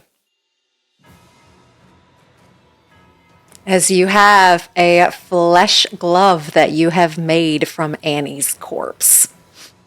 This is an undercooked idea. I was still going through it, so this is what we got. It's cooked all right. You don't have a hanky or something? I didn't have anything. I don't have anything in my inventory that would make sense to. You got clothes, no? You needed my That's hands. true. That's fine. It's badass. It's so badass. We have a glove now, so. Yep. And yeah, then we'll reach in for the. I can't even think of the thing anymore. Make an investigation check. Okay. There's no skill we're worse at than investigation. 12? Nope.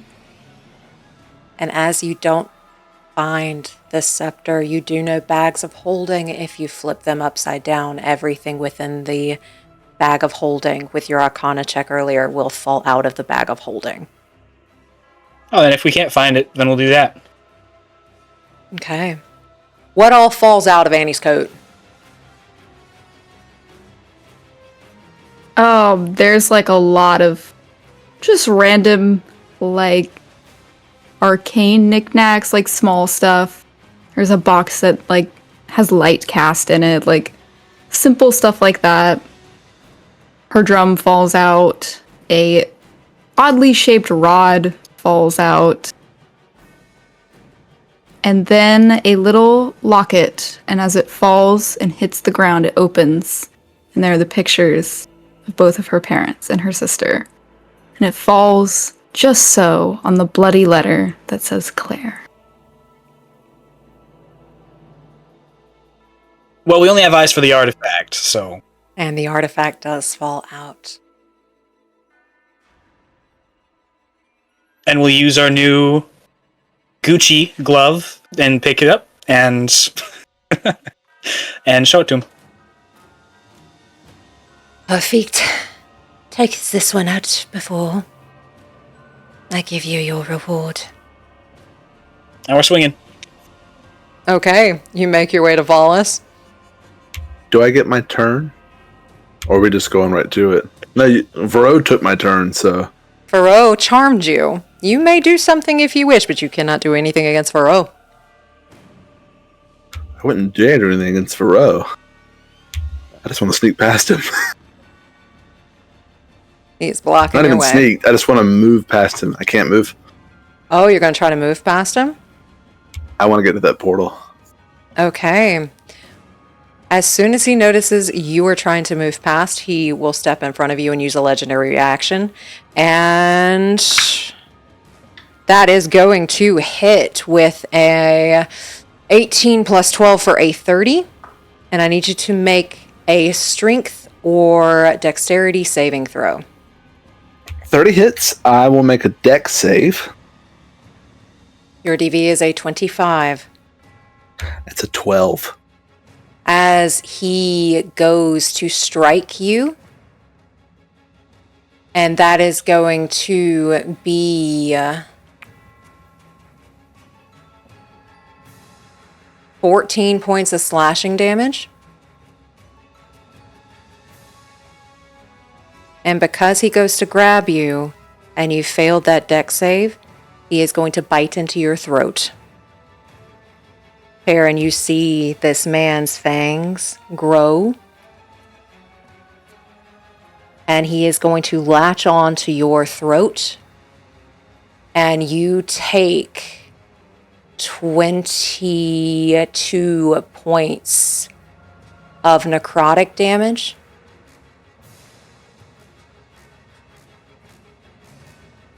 As he bites into you. Okay. I have a couple questions. Yes. One, after he hits me, am I still charmed? You're not charmed anymore, no. As he goes to hit me, can I use my reaction to do something called deflect attack, because it includes slashing damage? Yeah, go ahead. So I don't have to roll or anything. If an attack roll hits me and it includes bludgeoning, piercing, or slashing, I can take a reaction to reduce the total damage by 1d10 plus 14. Okay, so you reduce the damage, but you did fail the saving throw, so he does have you grappled. Yeah, so the first one, the 14 is negated, because I wouldn't have to roll. I'd get a 15 at least. I still get bit for 22. Yes. I think. Yes, Yeah. you still get bit for 22, and your maximum drops by 22. Heard. And then he will take your body after he takes that bite and toss it to Taryn. How far does he toss me? With an unhuman strength, he tosses you at Taryn's feet. Okay. Do I have a bonus action? You have a bonus action?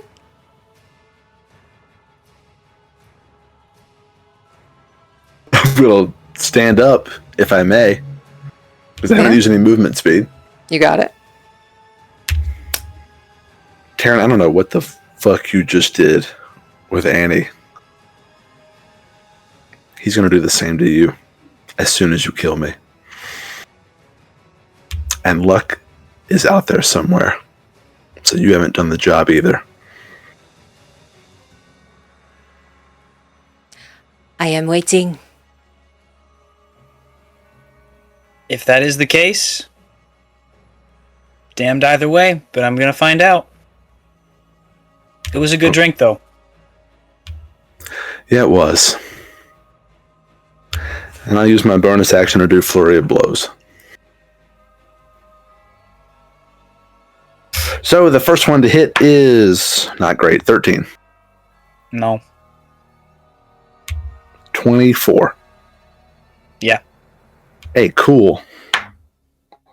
8 points of bludgeoning. All right.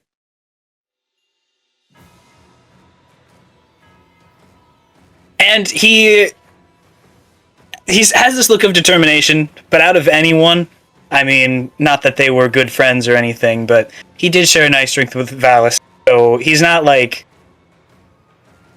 It's not something he completely wants to do, but he's absolutely going to do, so... And he'll swing. 28? Yeah, that hits. 24 damage. That is exactly my HP.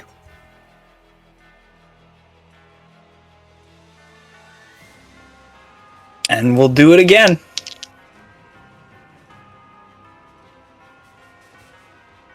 $29 To hit? to hit. Yeah, that hits. Yep. I'm down. It automatically hits. Yeah, I know. 22 damage, if that even matters. You have 2 failed death saving throws as you crumple. What do we see, Valas? Oh, Valas goes down like a sack of potatoes. I mean, he just got hit with this mega sword, I think. And we're using our bonus action, if we can flavor it, as just stomp right in the middle of the chest. And Valas, as you take your last breath, who did you want to see in an afterlife? Voss would have wanted to see his mother and father on the deck of his ship on a bright, sunny day, just enough wind to keep you moving, but calm conditions otherwise. And as your brain gives you that little bit of kindness, as your life fades, there is no afterlife for you, there is no sea. You will never see the sea again.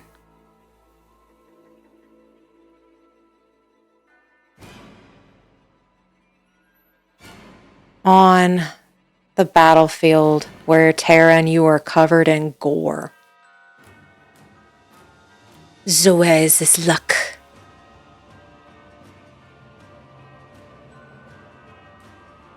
Have to step out to find her, but I'm willing to bet we could. Fascinating. Gives me the scepter.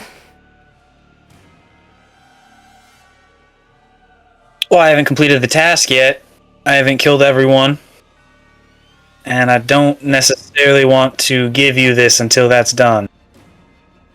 You will give me the scepter now. Do I get my reward? You will give your reward when you bring me luck. I'm afraid we have a bit of a disagreement then. I need you to make a charisma saving throw.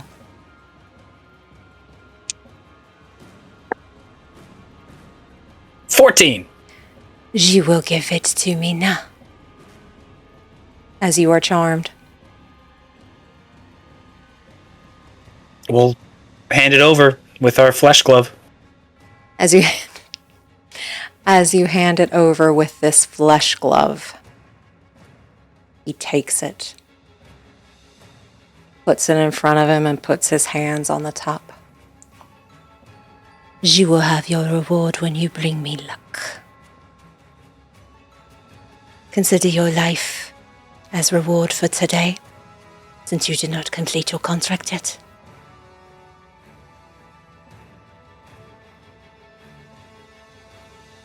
Bring me her head. I am assuming she is a part of the Formoria family. Once you take her out, I'll make sure the Nokoleve never exists again. And he gets a little smile, just a little smirk, and a nod. Am I free to go do? Before you head out, do you wish to join moi? I can make sure your life is beyond your imagination. Gives you power that you do not even understand yet. Power further than the one that I'll get for bringing luck? Correct. Consider it a bonus.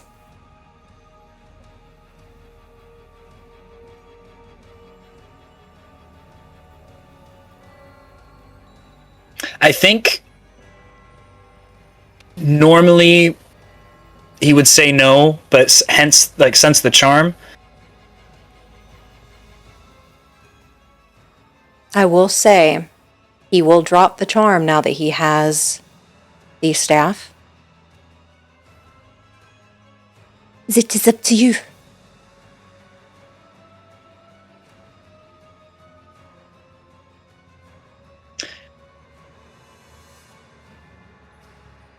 Very grateful for my life as a reward. I don't like celebrating and leaving jobs unfinished. Can that be a little package deal with when we're done? I want to prove to you that I'm worth my worth. That sounds honorable. Why not?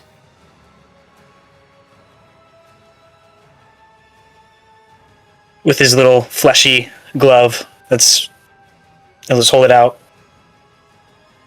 for a handshake. He will hold his hand out, and you feel that tattoo on your forearm burn, as that is a part of the deal. Well, you may wish to take your leave, if you wish to catch up with this luck. He'll just give a nod, walk towards the portal, slip off the fleshy glove, throw it off to the side, and go through the portal. And as you're going through the portal, we pan back to Vireaux for just a moment. We see Taryn leave to pursue luck. And Vireaux holds out his hand towards Taryn. And under his breath, oubliez. And this little red line makes its way to Taryn's head, swirls, and then enters. Taryn will not remember who Vireaux is, but he knows that his target is luck.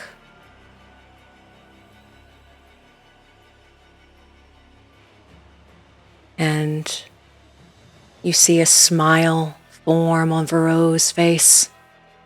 And it's a smile that looks unhuman as it goes and goes and goes until it looks like it is almost going to split his skin.